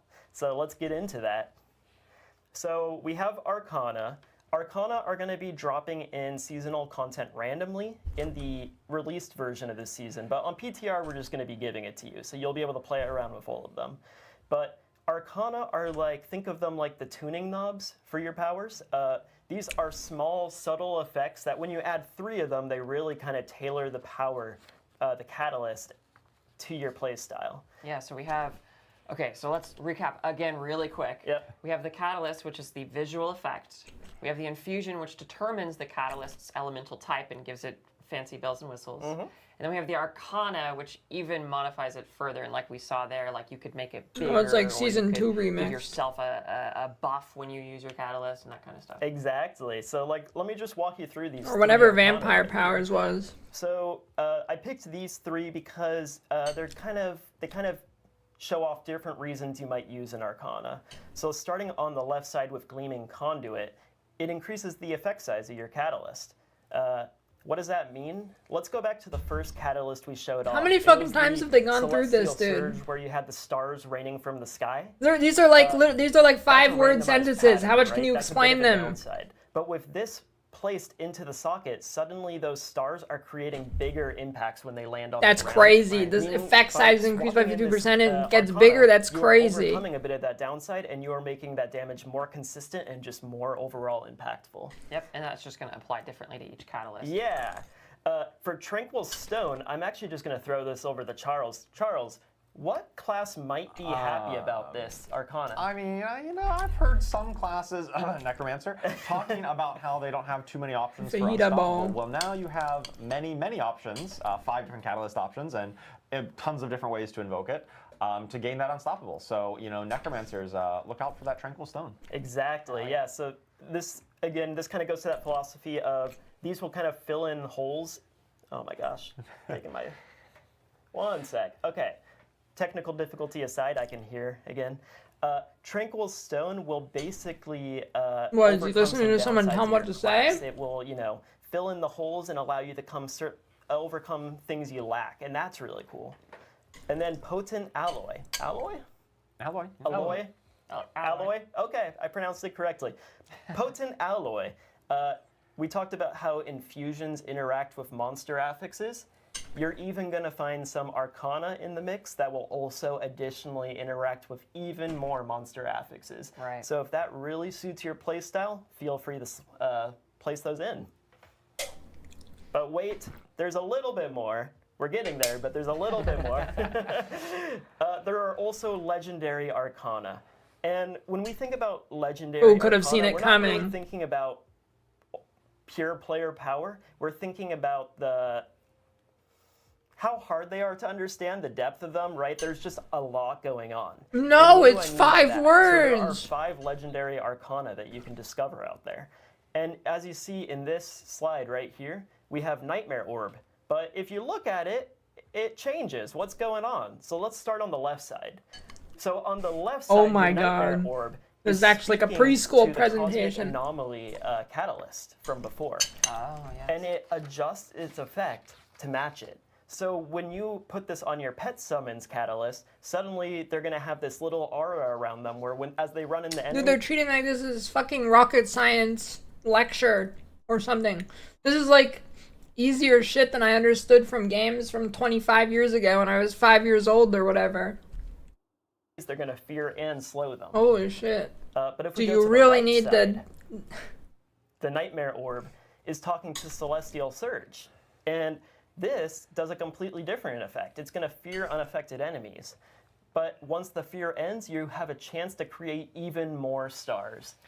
So these legendary arcanas care about each individual catalyst then? Yep, exactly. So the same legendary arcana has 5 different variations to wrap your head around, and there are 5 of these. So 5 times 5, I'm going to say the keyword one more time, I'm sorry. That's a lot of depth. So I feel like you've just presented to me and us a unfathomable amount of combinatorics, Liam. Yes. Yes, I did. Okay. My earpiece has fallen out now like 5 times. So the funny thing is, if that's you a guys record. remember from last stream, Adam's earpiece was falling out all Yeah, the time. yeah. We actually changed that, and I got the souped up earpiece. So this So baby, that's unfair. locked in, So and we're gonna be getting those unfair, for the rest of the stream. So What is the Liam earpiece even struggles, for? my benefit. I'm good for like a minute, and then it's probably going to fall out again. Actually, There what we is go, it even falling out. for, Don't worry dude? about it. Instead, all we good. have some really cool video content to show you, while the rest of us just talk broadly about this system and why we're so excited. Someone telling them when to say everybody, depth and the floor is cool. open. What is your favorite combination? What are you the most excited Are they about actually when it feeding comes to them these, words to say? spells? Yeah, I really think that I love finding ways to get my ultimate cooldown really low so that I can trigger it on my ultimate constantly. It kind of mixes really, really well. I'm just playing like an ultimate build in general. It's really fun. Yeah, I've got a soft spot for summons. I really love the Cosmic Anomaly. I love just having a bunch of guys out there, even if they're Hey, where's floating Adam glowy Fletcher? orbs of elemental destruction, and love commanding them and having them go and explode. That's just really fun for me. Yeah, I've been a big fan of playing Barb lately, but I find when I get into the higher torment tiers, you're just like so up and close and taking damage that the survivability does get a bit more difficult. So like having the ability to use some more like ranged abilities. Oh, he quit? My Spellcraft out and then kind of do some CC while I Good am for looking him, up close dude. and personal play. And like I'll probably play a rogue next season too. So in a similar vein, like being able to kind of like still have those damaging abilities that are, will do damage over distance while being able to like, go heal in the corner. It's nice to just like Promoted. influence those play styles. Oh. Yeah, definitely. So again, so much content here. We are unbelievably excited for you guys to get into the PTR and try these out. Yeah. Again, we've had so much fun playtesting them, and we can't wait to see what everyone thinks about it. I feel like I got into a state where like I was playtesting Heraldric Spellcraft, and I was like, the time just started slipping away because like I just started being like, well, what if I like did this catalyst with this infusion and then applied it to this skill? oh, and now this arcana matters, and that just happened again and again and again. Yeah. It's just so much fun to play with. Yeah. Yeah. Dude, what is that really baby intricate system. thing? What the fuck I just is want to throw that? it to Aislinn, and I get to say one more thing. Do it. There's more. There's more. There's already enough, Liam. Yeah. You think we need more? Yeah, you want to Oh throw my a God. whole another layer on top of this, Liam? Yeah. You crazy man. Well, yes, you are correct. There is more. There are Herodric jewels. Herodric jewels are what you might be reminded by, you might be reminded, excuse me, I can speak English. Occult gems from Season 7. They are very similar to occult gems from Season 7. We have a lot of similar effects on Herodric jewels that you might have seen from Season 7 occult gems, but we've added lots of new shiny layers of paint and glorious effects to these Herodric jewels, and we've also really brought them in and both aesthetically and mechanically unified them with Herodric Spellcraft. So what you're going to be doing is you're going to be finding these Herodric jewels through tomes starting in Torment 1. So once you actually get to the end game, you'll start finding the ability to craft these Herodric jewels. You can then, once you've found the tome, take it to a crafting station and actually craft it with the seasonal currency Herodric files and gem fragments. And don't worry, it's not as many gem fragments as occult gems if you have PTSD from that like I do. It was a little expensive back then. It was a lot. And yeah, you can then just socket them into your jewelry sockets and just pump up your build even further. And what our first example here is Liminal Echo, which you might actually recognize as an occult gem in terms of a cheat death. But we have reflavored it and rethemed it and changed its mechanics to actually invoke propulsion, which is a different one of the catalysts that we didn't actually show here, but you will see that in the PTR. Okay, that's enough of this dog shit. Holy fuck. What is wrong with them?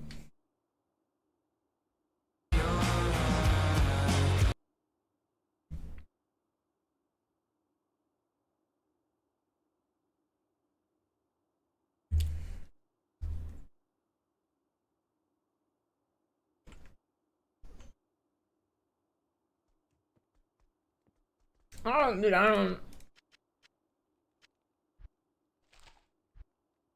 Holy, I don't, dude, like, holy shit, what the fuck are they doing?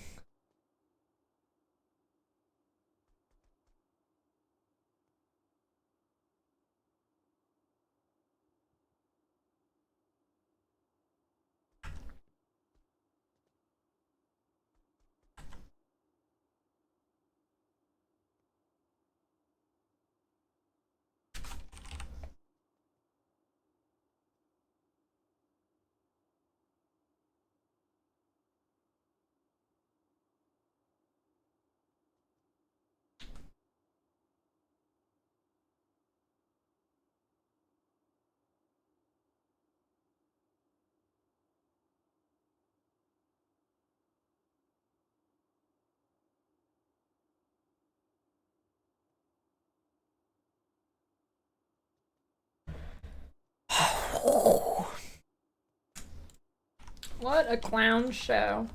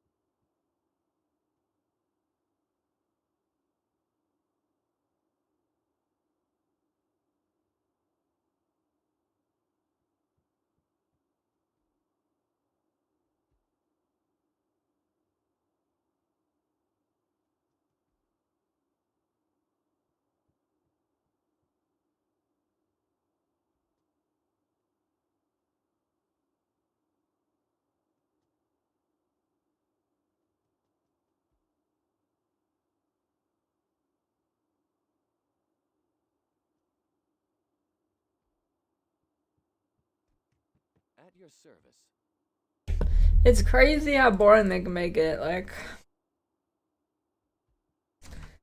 Holy moly.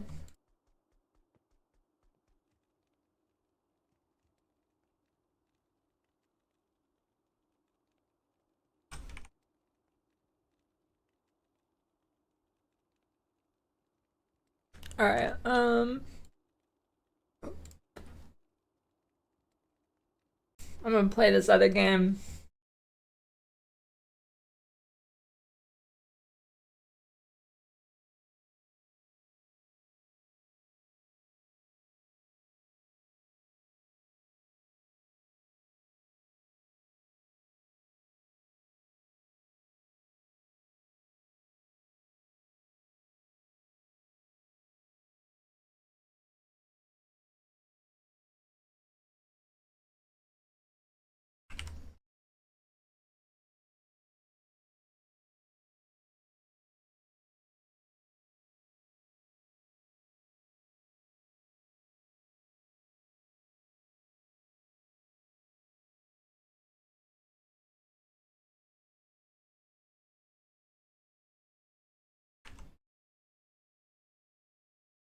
Oh god.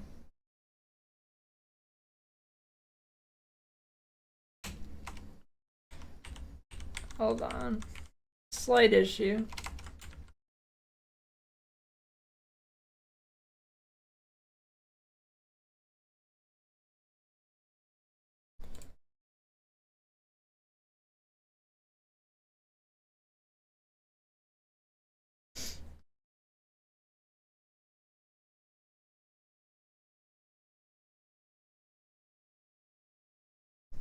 No, I even just changed my main monitor. Fuck you. Why would you go on the... I changed my main monitor just for this game, and it actually went on the wrong monitor again. Holy shit.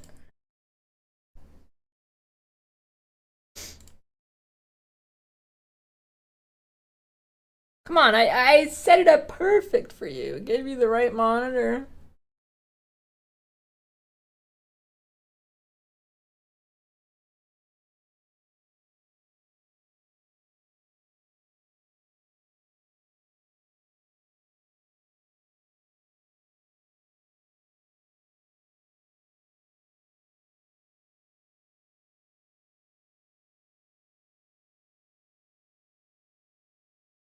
Okay, there we go, I think. No, it went on the wrong monitor again.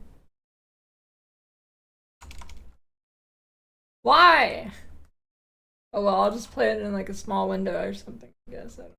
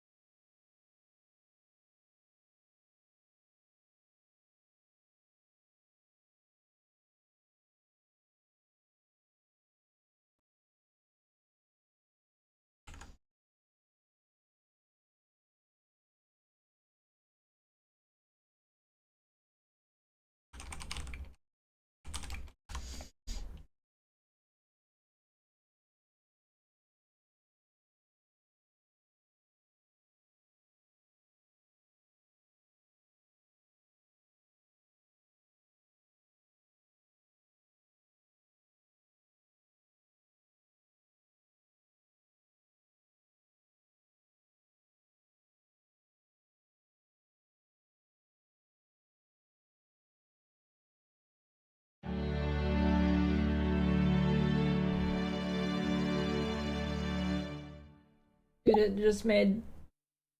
It just fucked up my other monitor. My other monitor is...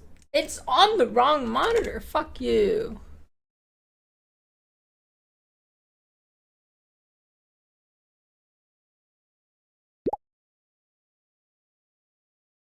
Name Sorty.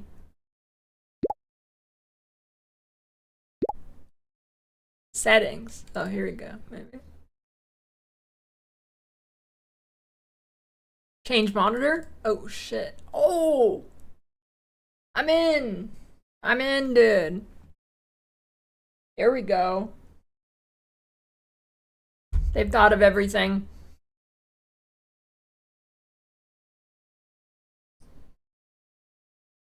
Let's start your first run. Oh, I'm on top of him. Click the begin menu in the bottom left and corner and hit your run.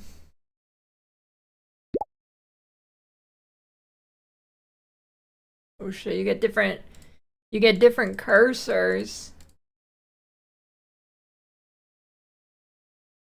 I go with the classic first. Grove.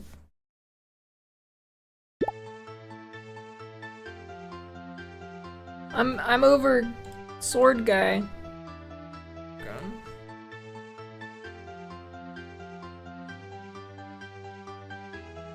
Alright, welcome to your first dungeon room. See those doors on the edges of the screen? You can click them to move to a new room. Before keyboard, use the arrow keys or WASD to traverse either. WASD is open the map, click on the globe on the taskbar, or right click.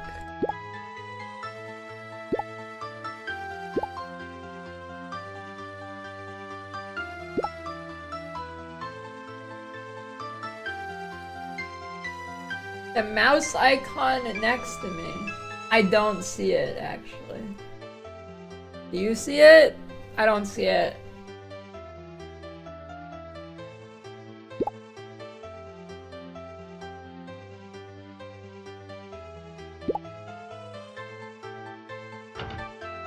Where am I? Is it my cursor?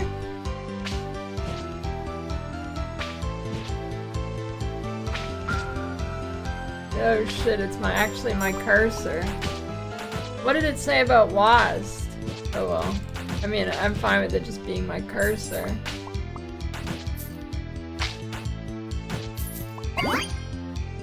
Fishing pole. Cast the line that swings around, can grapple and toss enemies. Fires recycling bin. Fires recycled files in a shotgun style fashion. Paint bucket smashes the paint will spawn, damaging enemies inside. What do you think?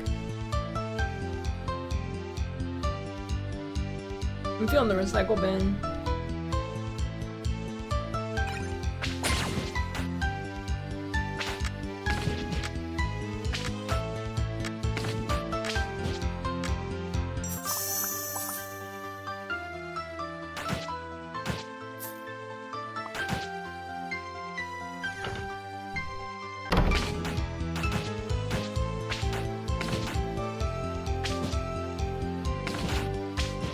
This is gaming. Word art fires letters horizontally.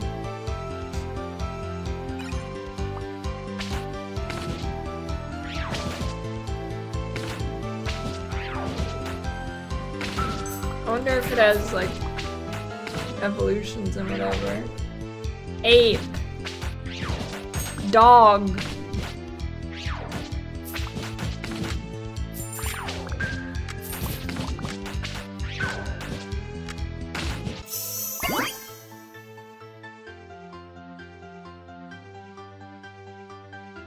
Level up the recycle bin.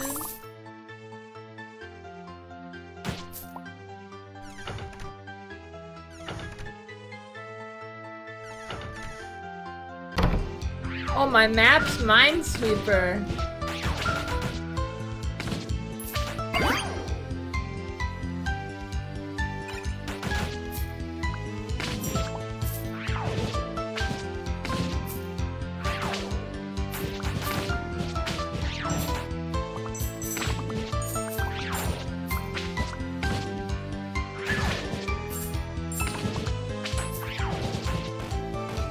Oh, what hit me? What hit me?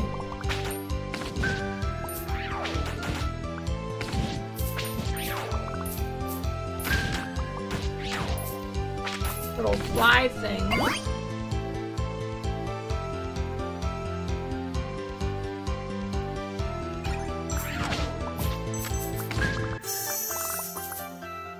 Ooh, a purple door. Ah, a fresh-faced player with gold to spare. Piper Enchantress.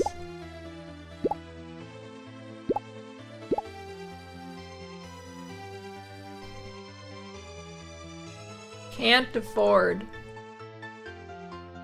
I'll be back. Bonzi Kitty.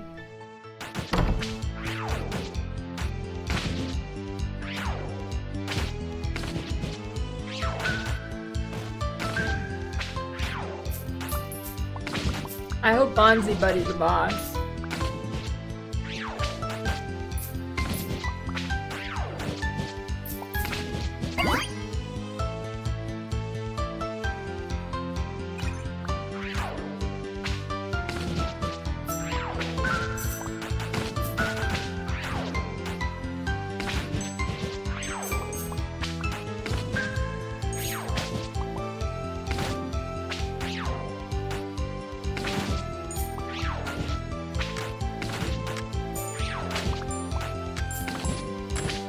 Hope this gives me enough money. 176, I'm off 2!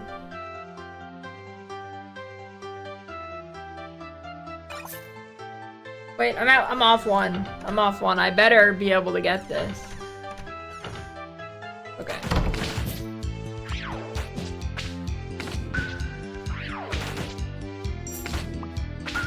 What do you think the boss is gonna be? I hope it's Bonzi Buddy. Would that be cool if all the bosses are like notable viruses? Get like memes. Bonzi Buddy.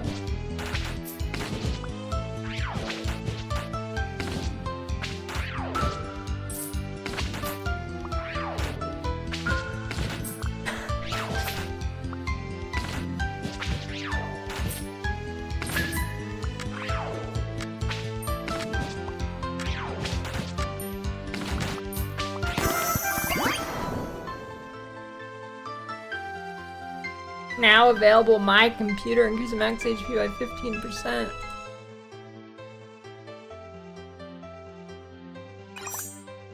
Oh, yo, that's pretty nice. That's a nice animation.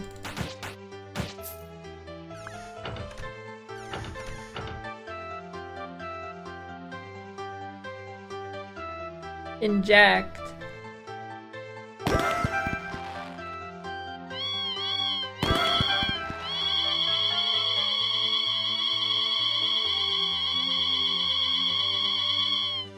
Hey, she healed me. Okay, we got a red room. And got a tunnel down. What do you think? Oh, wait. Generating dungeon. Oh, I should have done the red room. I guess that's the next floor. Too late. Yeah, I maybe it was like a secret room.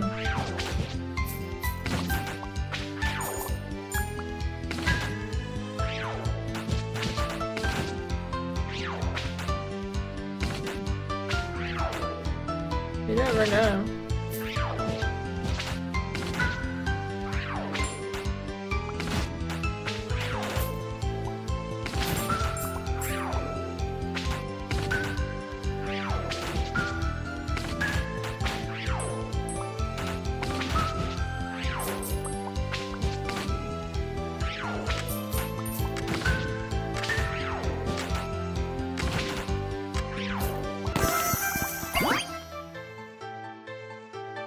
Minesweeper.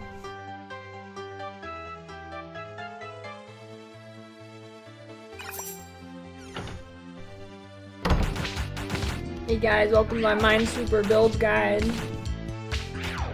I did not play Expedition 33.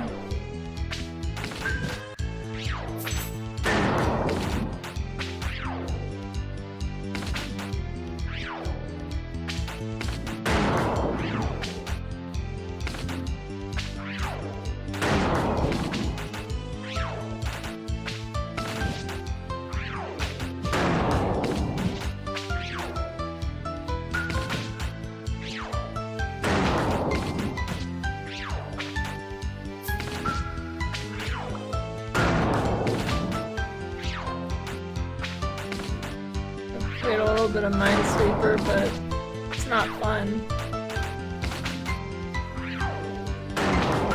Yeah, pinball's where it's at.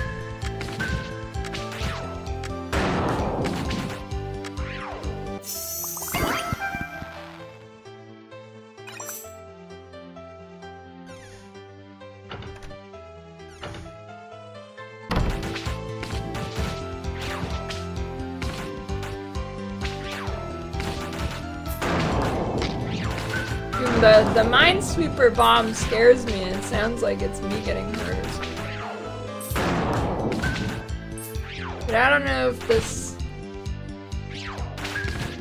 I don't know if the recycle bin's very good.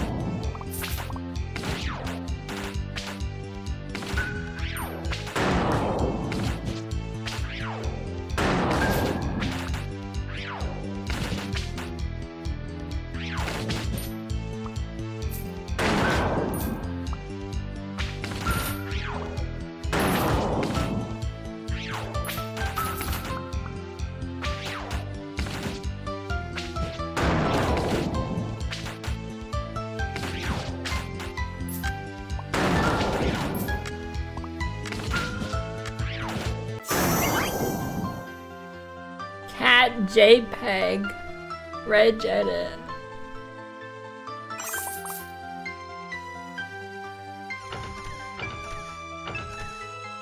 Oh shit, they're fast.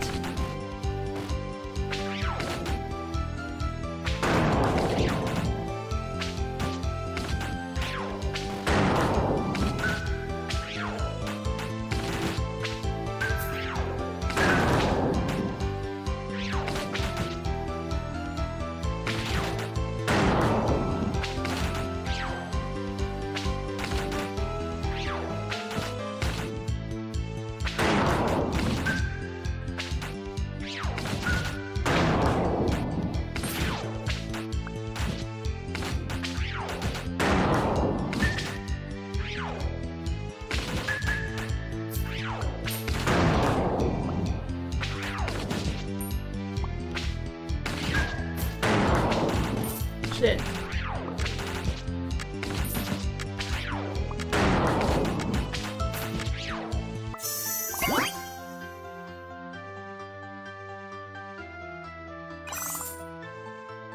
It keeps giving me word art, but I don't want word art.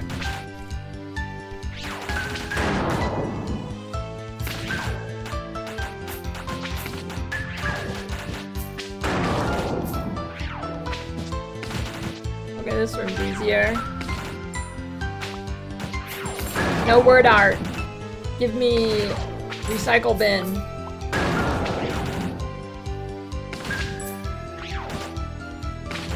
I do need Pierce. I think I've got one Pierce.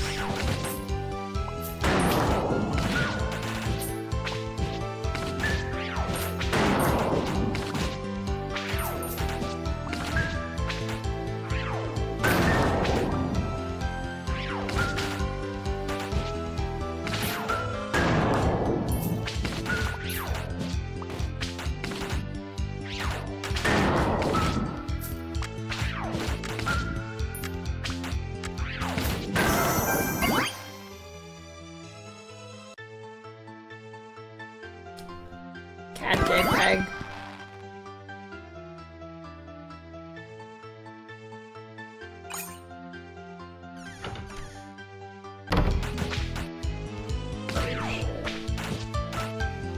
Where's the cat? Oh!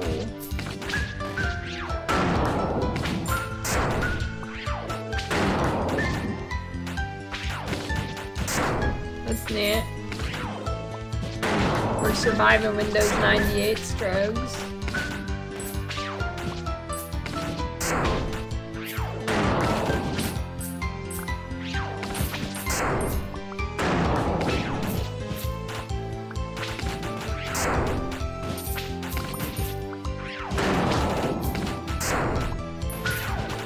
These guys are tanky.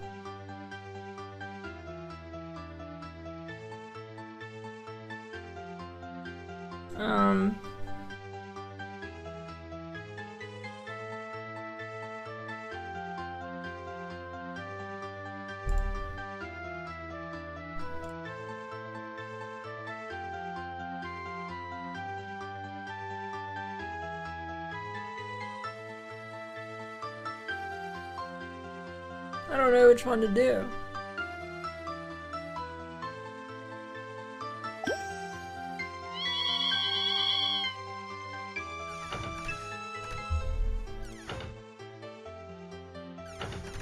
Green room? Oh shit. Names Chance, King of Cards, Sultan of Slots, Gesture of Jackpots. Draw a card if yours is higher than mine, you win a prize. If you draw lower, he's gonna take something back. Beat me enough times and I'll let you in on something special.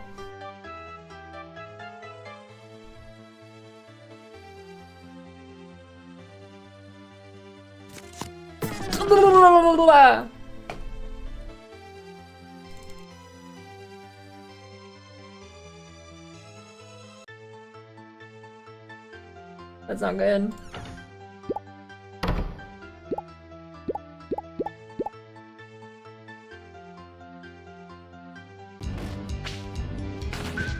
Oh shit. I'm so dead, dude.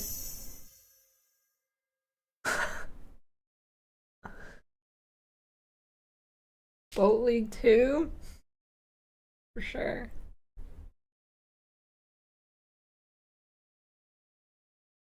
Oh, it's a dot, it's a laser pointer and it scales the cat.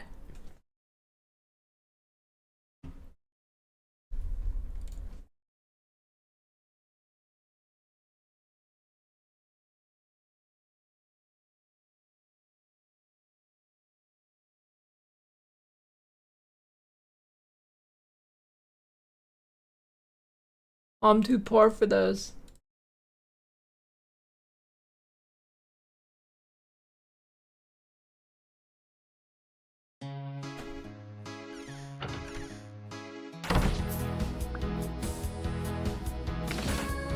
Damn it, I'm the recycling bin again.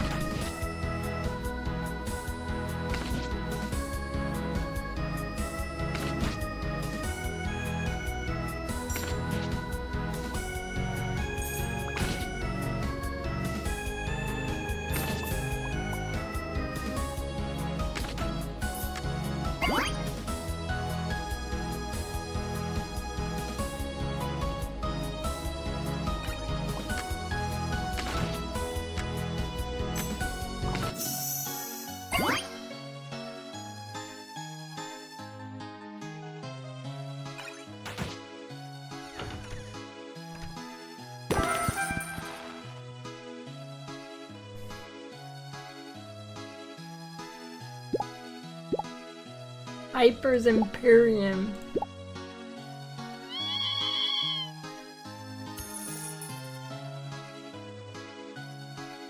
Locked mid-run.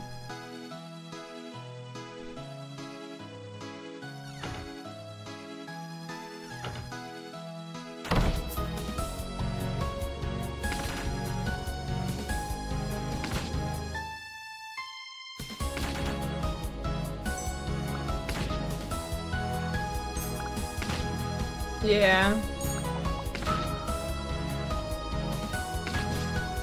Probably permanent upgrades.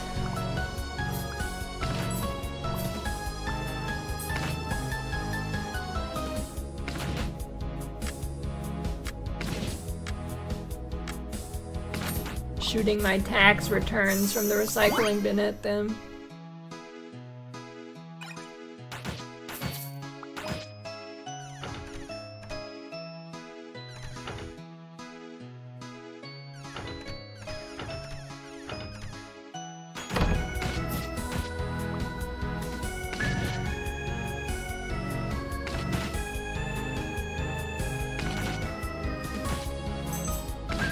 What are those things? Little dirt piles?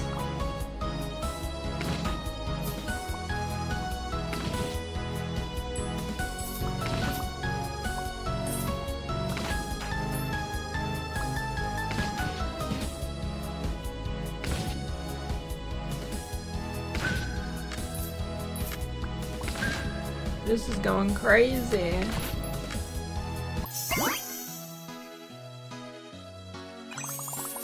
Max recycling bin. Shit. I think I keep my money between runs.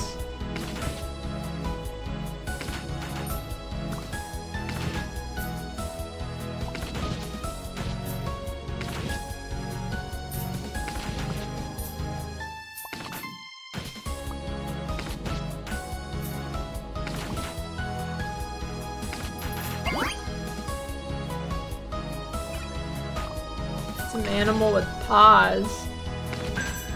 That thing ain't look like an animal I've seen. It's a super rat. That's evil.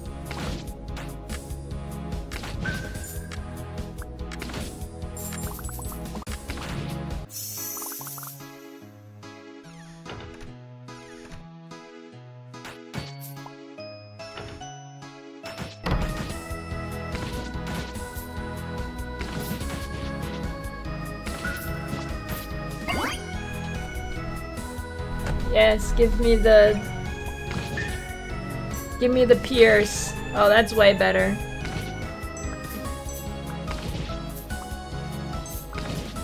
It's popping off now.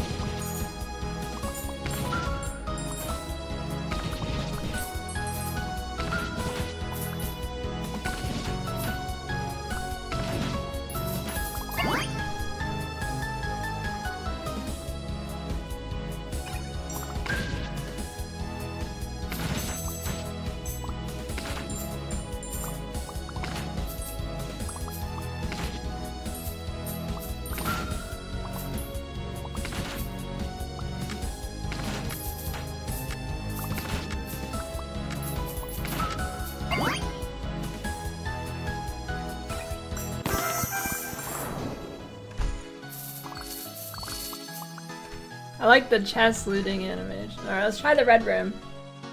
I think the shit that they drop gives like 0.1 HP.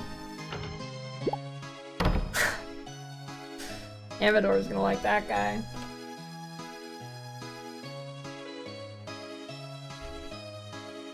But you came to tussle, huh?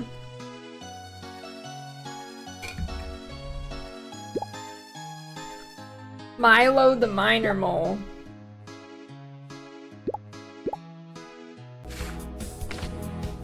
Oh shit.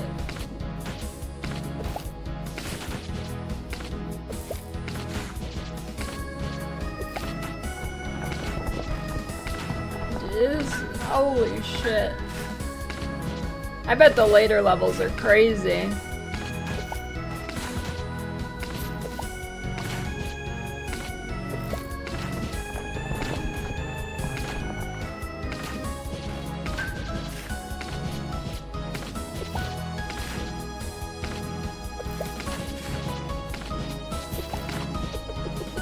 Shotgunning. Shotgunning. Tank it. Shotgun.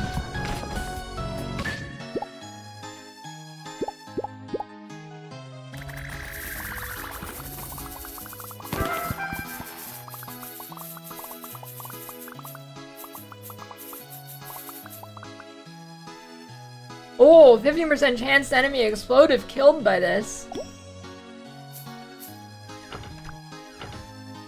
That's good. My clear is gonna go crazy now.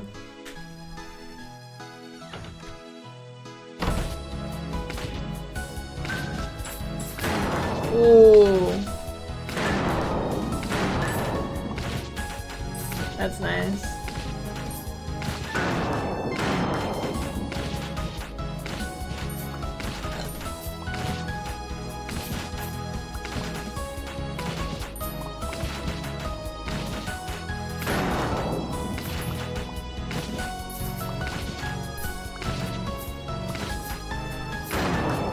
I wonder if there's evolutions.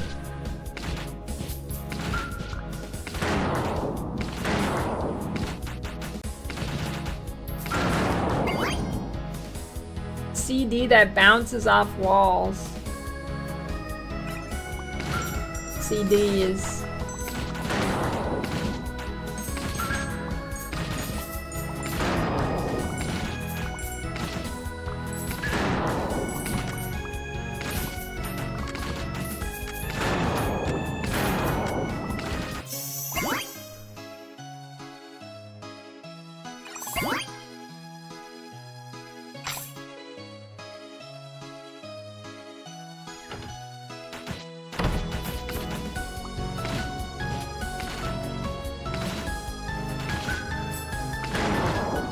Boom.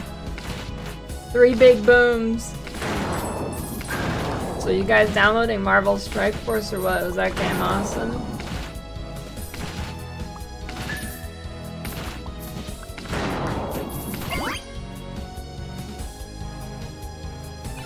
Okay.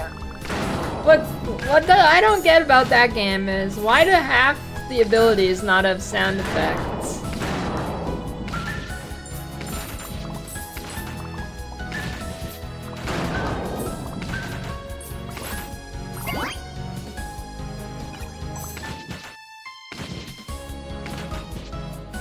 How does this game have better sound than Last Epoch? That's a good question.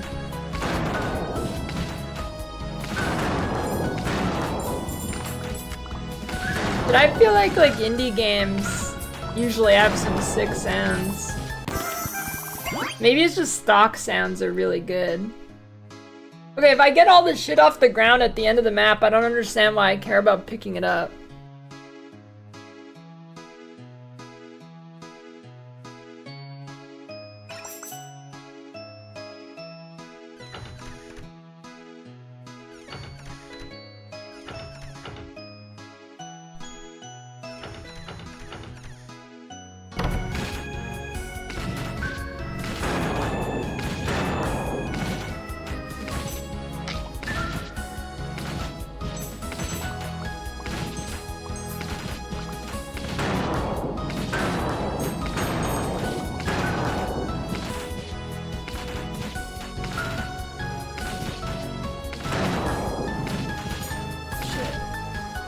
They're shooting Skittles.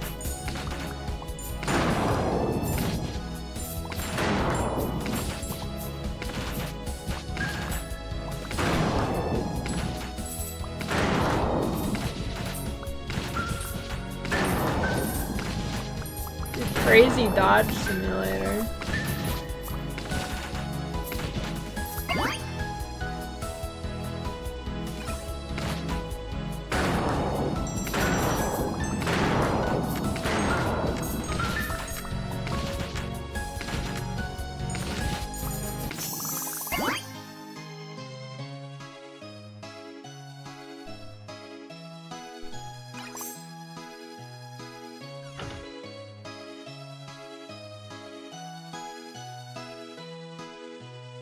%24 chance. Wait. Why is it only a 20? Oh, it's a 10. No thanks.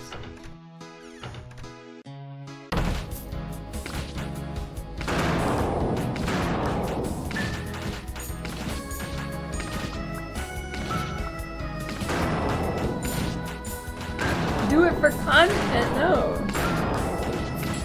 It's not even content, I just get weaker.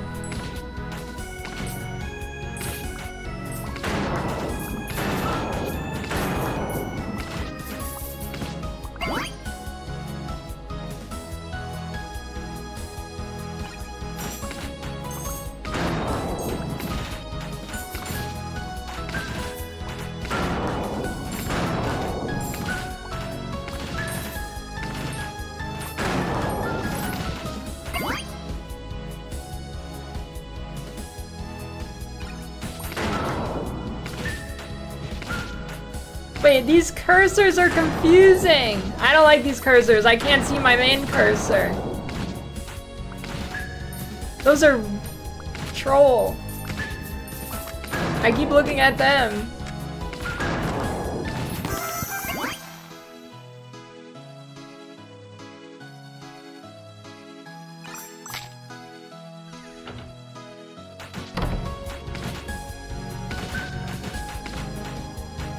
Oh shit, dude, that's not good. Alright, I need to look at the recycling bin.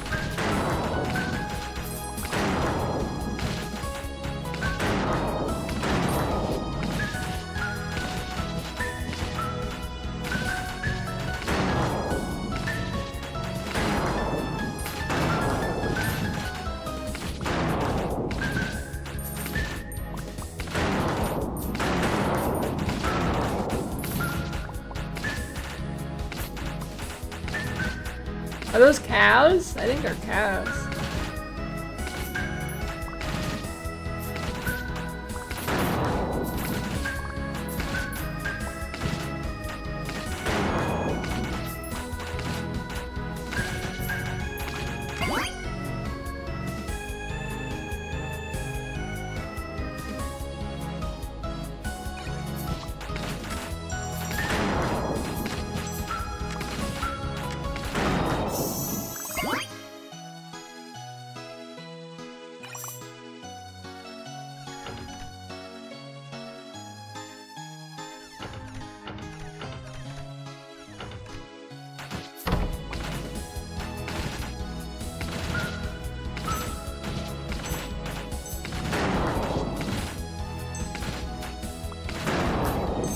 Oh, you're right. I think the other ones were rats. These are bigger rats.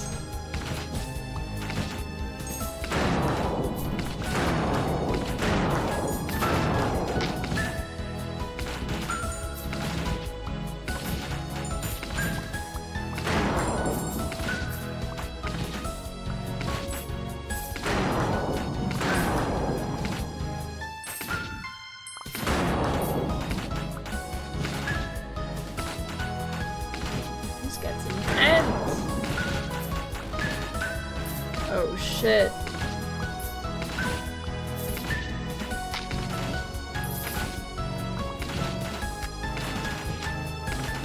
No!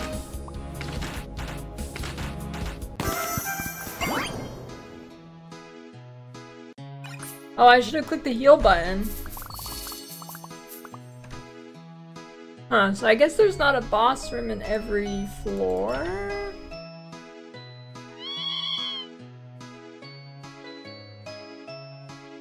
Okay, this thing doesn't even shoot projectiles.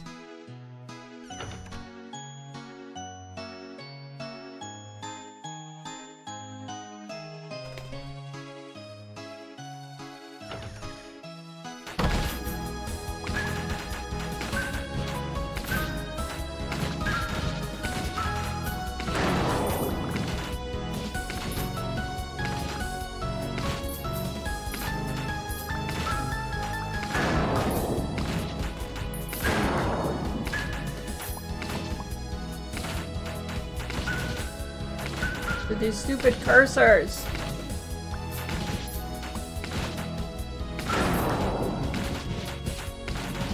Oh shit, I'm dead.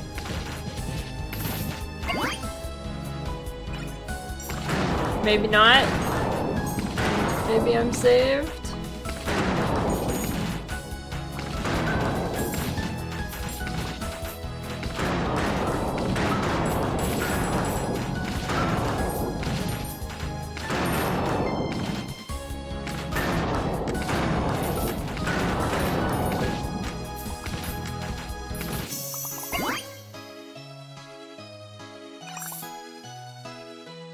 Wait, they're still going?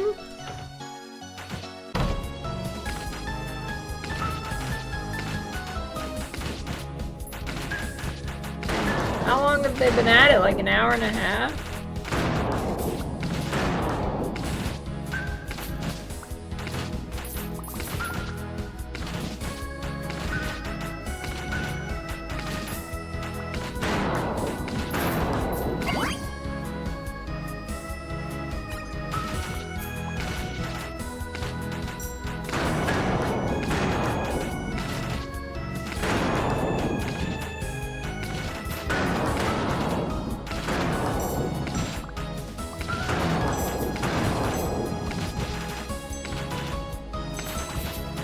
Oh, what is that? I think it kills them all? Oh. Oh.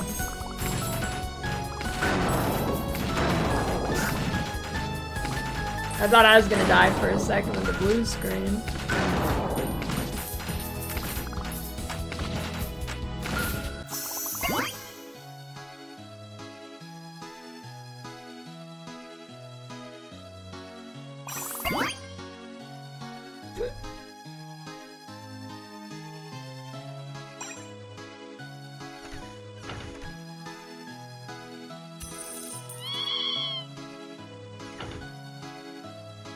Okay, 72% chance. What is reach though? I don't care about that.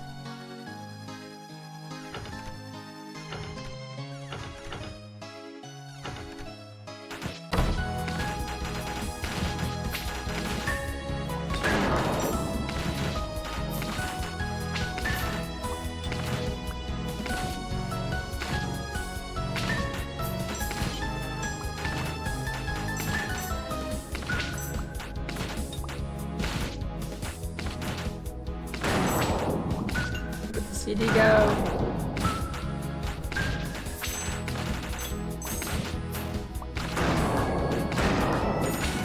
Holy shit, what the?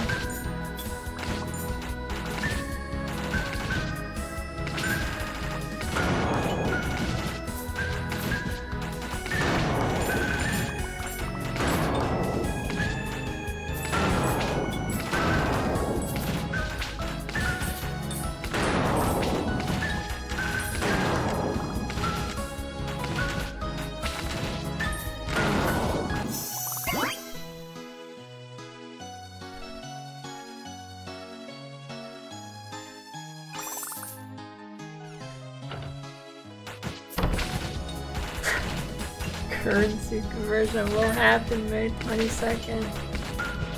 Wait, is that today? I did not check it.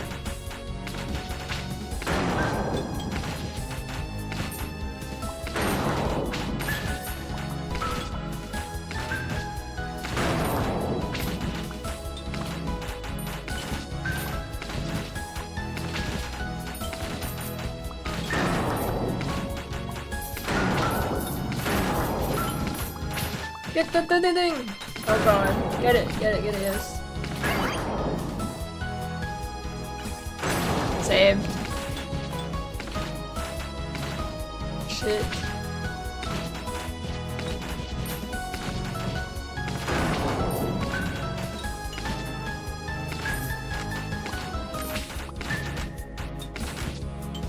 I like the CD.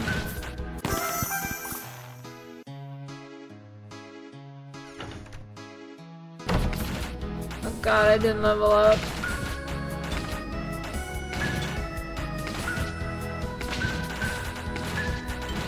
Shit. But I cannot touch the cows, they do big damage.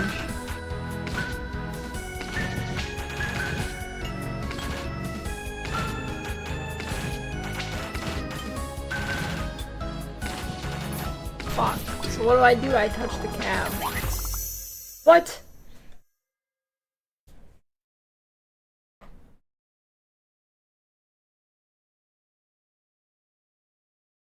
Open shop. Ah, yes, it is. Perma upgrades.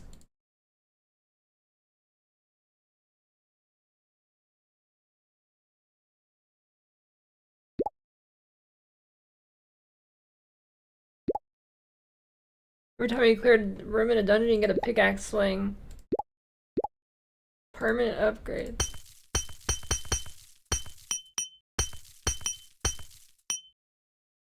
That's kind of cool.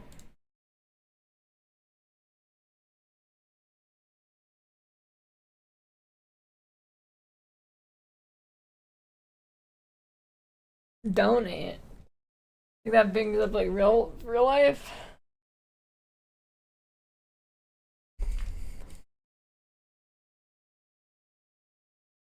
Yeah, well, this game is cool. Time to go though.